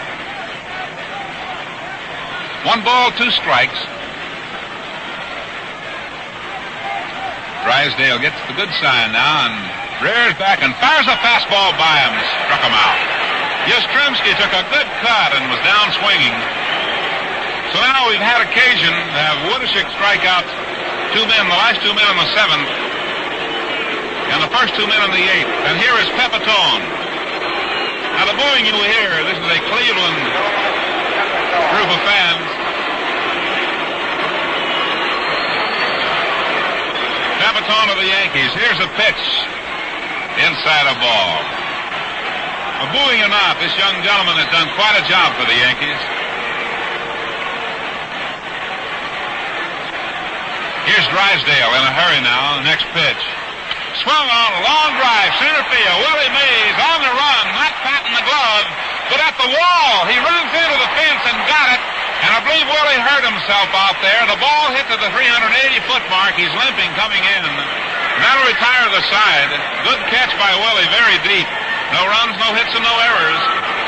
At the end of the 8th inning, the score, National League 5 and American League 3. Mother, a letter from Bob. Listen, dear Ruth, your authorized Chrysler Motor Corporation dealer's warranty against defects in material and workmanship on 1963 cars has been expanded to include parts replacement or repair without charge for required parts or labor for 5 years or 50,000 miles, whichever comes first. On the engine block, head, and internal parts, transmission case, and internal parts excluding manual clutch, torque converter, drive shaft, universal joints, excluding dust covers, rear axle and differential, and rear wheel bearings, provided the vehicle has been serviced at reasonable intervals according to the Chrysler Motors Corporation certified car care schedule. Trucks are included but are subject to additional limitations of 1,500 hours operation if mileage does not accurately reflect the extent of actual use and operation of parts covered by the warranty. Coverage will not apply to trucks subjected to prolonged power takeoff or off-highway use. Thinking of you always, Bob.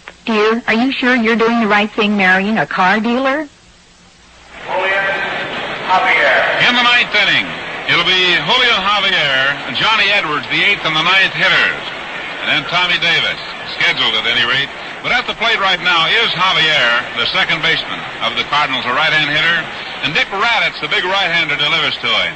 And the first one swung on and fouled off into the screen back of the plate.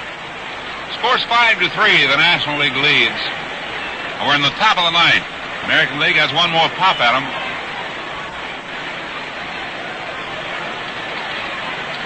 Koufax still busy in the National League bullpen. Raditz gets the sign from Elston Howard. Pitches. Javier takes that one outside, and it's 1-1.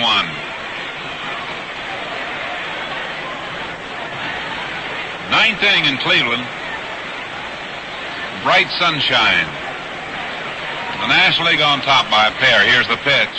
Swung on and missed on a breaking ball. 1 ball and 2 strikes. Javier fooled on that one.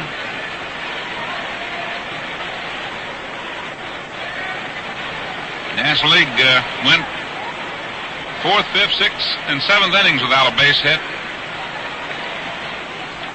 Next pitch is swung on and fouled off. National Leaguers got a run in the first inning on 1 hit. On the second inning, rather, 1 run on 1 hit. 2 bases on balls in there. 2 runs in the 3rd, 1 in the 5th, and 1 in the 8th.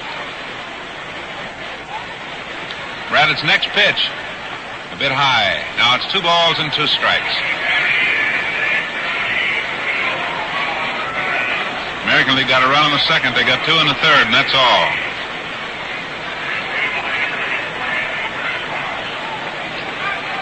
Two balls and 2 strikes as the big right-hander Raditz pitches. Swung on and missed. He struck him out. Javier out on strikes. And that'll bring on Johnny Edwards.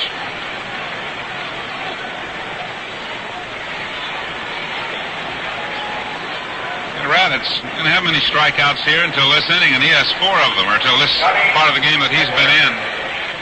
Make it 5 now. Edwards up now. He went up 1 time and grounded out. Waiting now for Alberto Clemente to go into the bullpen in left field. He has to run in playing area.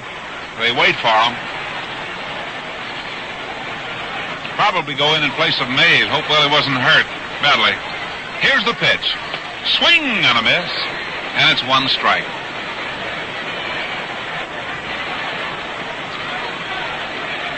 White sidewalls. Duke Snyder on deck. Here's the pitch by Raditz. High fly ball, left side. Aparicio going back for it. Yastrzemski coming over, the left fielder. He's there, and he's got it. Any of 3 could have taken it.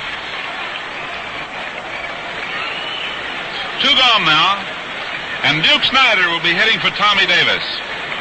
Your attention, please. Batting for Davis from the New York Mets. Duke Snyder wearing the uniform much the same color that he wore in Brooklyn, the same number 4, and the same color that he wore in Los Angeles. But now it's the New York Mets, and Duke Snyder comes on with 2 gone in the 9th. National League leading. Here's a ground ball hit hard down the right field line, foul. Snyder always a threat. He walks up swinging.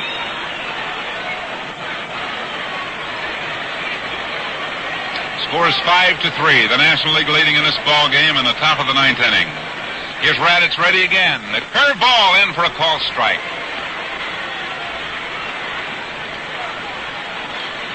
Snyder has a couple of words to say to Hank Soler. I'm sure not about the pitch, just where was it, probably. Next pitch on the way, outside.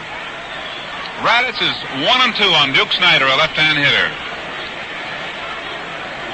Probably the best performance of the day has been turned in thus far by Raditz. And he does that almost every day. Here's the pitch. Called strike over the outside corner. Snyder's out. In the ninth inning, it's no runs, no hits, and no errors. So at the end of 8 1/2, the score, National League 5, American League 3.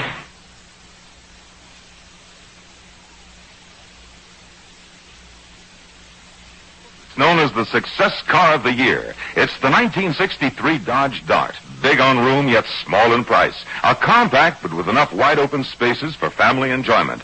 Big car power, but with real gas economy. And with all the engineering features that have made Dodge mean dependable. All this plus the first and only 5-year or 50,000-mile warranty you heard about earlier. Yours only on cars from Chrysler Corporation. For a look at the Success Car of the Year and for the best deal you ever made, see Dart at your Dodge dealers. Some changes now. Roberto Clemente goes into the ball game into center field. And Duke Snyder stays in the game and goes into left field.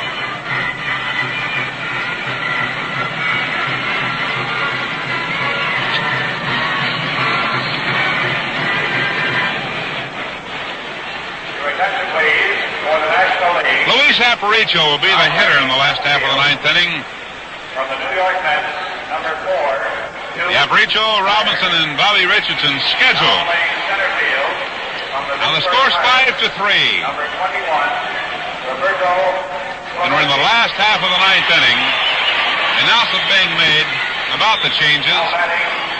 Koufax, one bullpen, Mambo on the other. Here's the first pitch to Aparicio. It's high, a ball. Luis, a little guy, great shortstop, a right-hand hitter. Always a bunt threat, and Santos up close.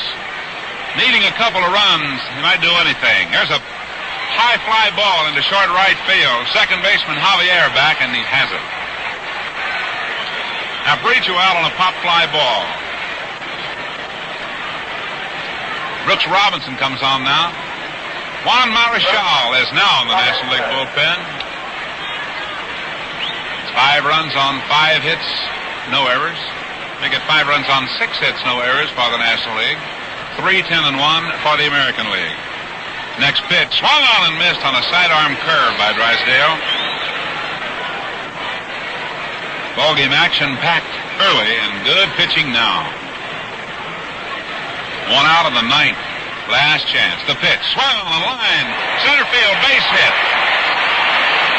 So Brooks Robinson singles to center field. Clemente fires back in towards second.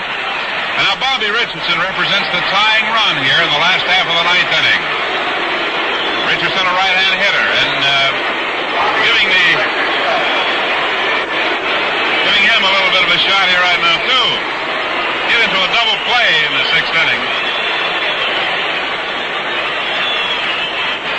He's a right-hand batter.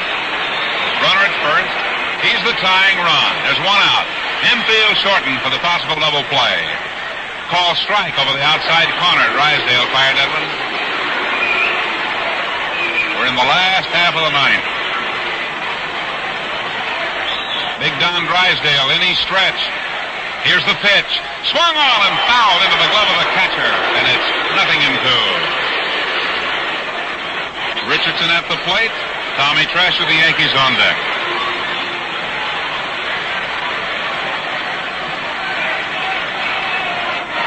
Drysdale gets that sign once again from John Edwards. In the stretch he goes. Looks over to first and steps off. Brooks Robinson's run, not an important run, with a score 5-3. They want to hold him just the same with the 1 out. Now Drysdale's up there. Here's the pitch. A little bit low and off the shin guard of the catcher Johnny Edwards. Bounced out in front. He went out and got it.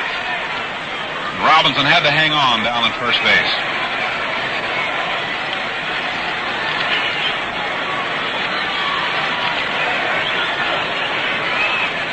Richardson from Sumter, South Carolina. Here's Drysdale's pitch, and it's a ground ball. Throw it out a second for one. Might be a game-ending double play. It is. White fired to Groth. Groth back to first base, and Richardson hit into 2 double plays, and this one ended the ball game. In the 9th inning, no runs on, 1 hit, though, no errors, and nobody left. And a final score in the All-Star game: National League 5, the American League 3.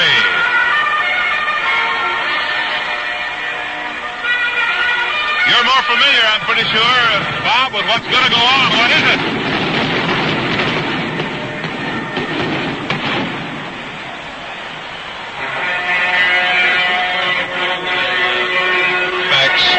To the All-Star game. One of the most unusual endings, certainly of any spectacular ball game, in which a great little second baseman, who in some other great classics has been honored as the most valuable player, who hit into 2 double plays today. The National League, 5 runs on 6 hits and no errors.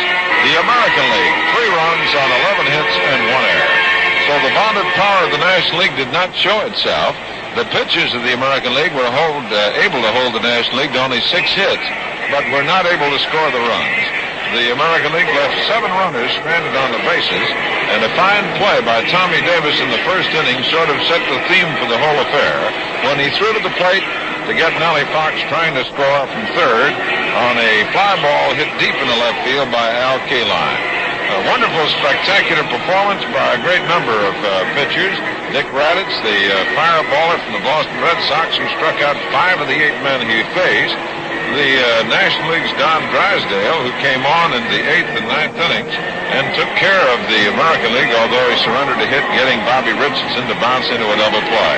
Interesting to note that Ralph Hawk used practically everybody on his staff, with the exception of 2 players, Norm Siebert and Don Leppard, and in the pitching department used all of his pitches with the exception of Bill Monbouquet and Jim Grant. The National League utilized most of their players with the exception of Orlando Cepeda of San Francisco, Joe Torre of Milwaukee, and Maury Wills of Los Angeles, so they used all but 3 of their outfielder, infielder, catcher department. In the pitching department, they used all but Warren Spahn and Juan Marichal and Sandy Koufax, although Marichal was working in the bullpen along with Koufax at the end of the game. So the fans who came to see got a chance to see the All-Stars. Warren Spahn, they had a chance to see him before the game. They got an opportunity to see Stan the Man Musial, Duke Snider, Willie Mays. Mays making one of the fine catches of the game against the fence, giving every inch of their great talents in a performance that enabled the 44,000 fans who paid their way here today on the banks of Lake Erie to watch indeed a game that typifies the great desire of the men of professional baseball to utilize their abilities.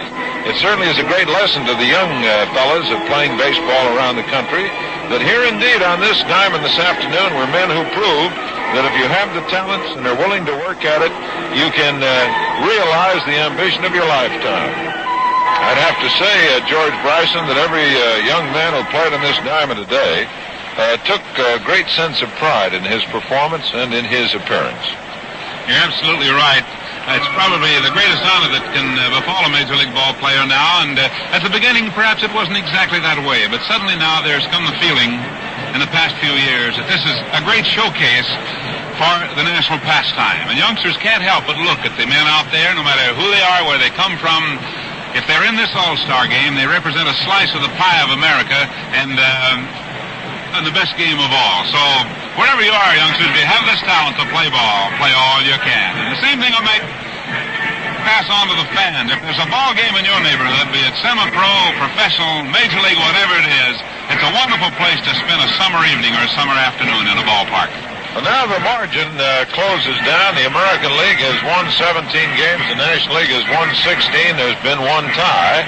And here today in Cleveland, Ohio, the best of the National and of the American League have been here. George, it's been a wonderful day. Certainly has. Especially for yours truly coming in here. And although we didn't get to see the ball player representing the club I'm with, Kansas City, play, that too is something that should be touched on. Managers want to win this ball game. They like to get everybody in, but in most cases it's not at all possible. No, indeed. They tried to play the game. They tried to give them all a chance to play, and that's the story of the All-Star Game of 1963. National League 5, the American League 3. This program is authorized under television rights granted by the Commissioner of Baseball solely for the entertainment of our audience. Any publication, reproduction, or other use of the pictures, descriptions, and accounts of this game without the express consent of the Commissioner is prohibited. Any commercial or other use of the program, such as by charging admission for its showing, is similarly prohibited unless authorized in writing by the Commissioner. That wraps up the 1963 All-Star Baseball game. The final score again, National League 5, the American League 3. Our engineer has been Claire Taylor, our producer, Len Dillon. Be with us in October for the 1963 World Series when your hosts, as for this All-Star game, again will be Chrysler Corporation with the first and only 5-year or 50,000-mile warranty, and the Gillette Safety Razor Company, world leader in shaving. This is Bob Neal along with George Bryson saying thanks for being with us. This has been a sports production of NBC News.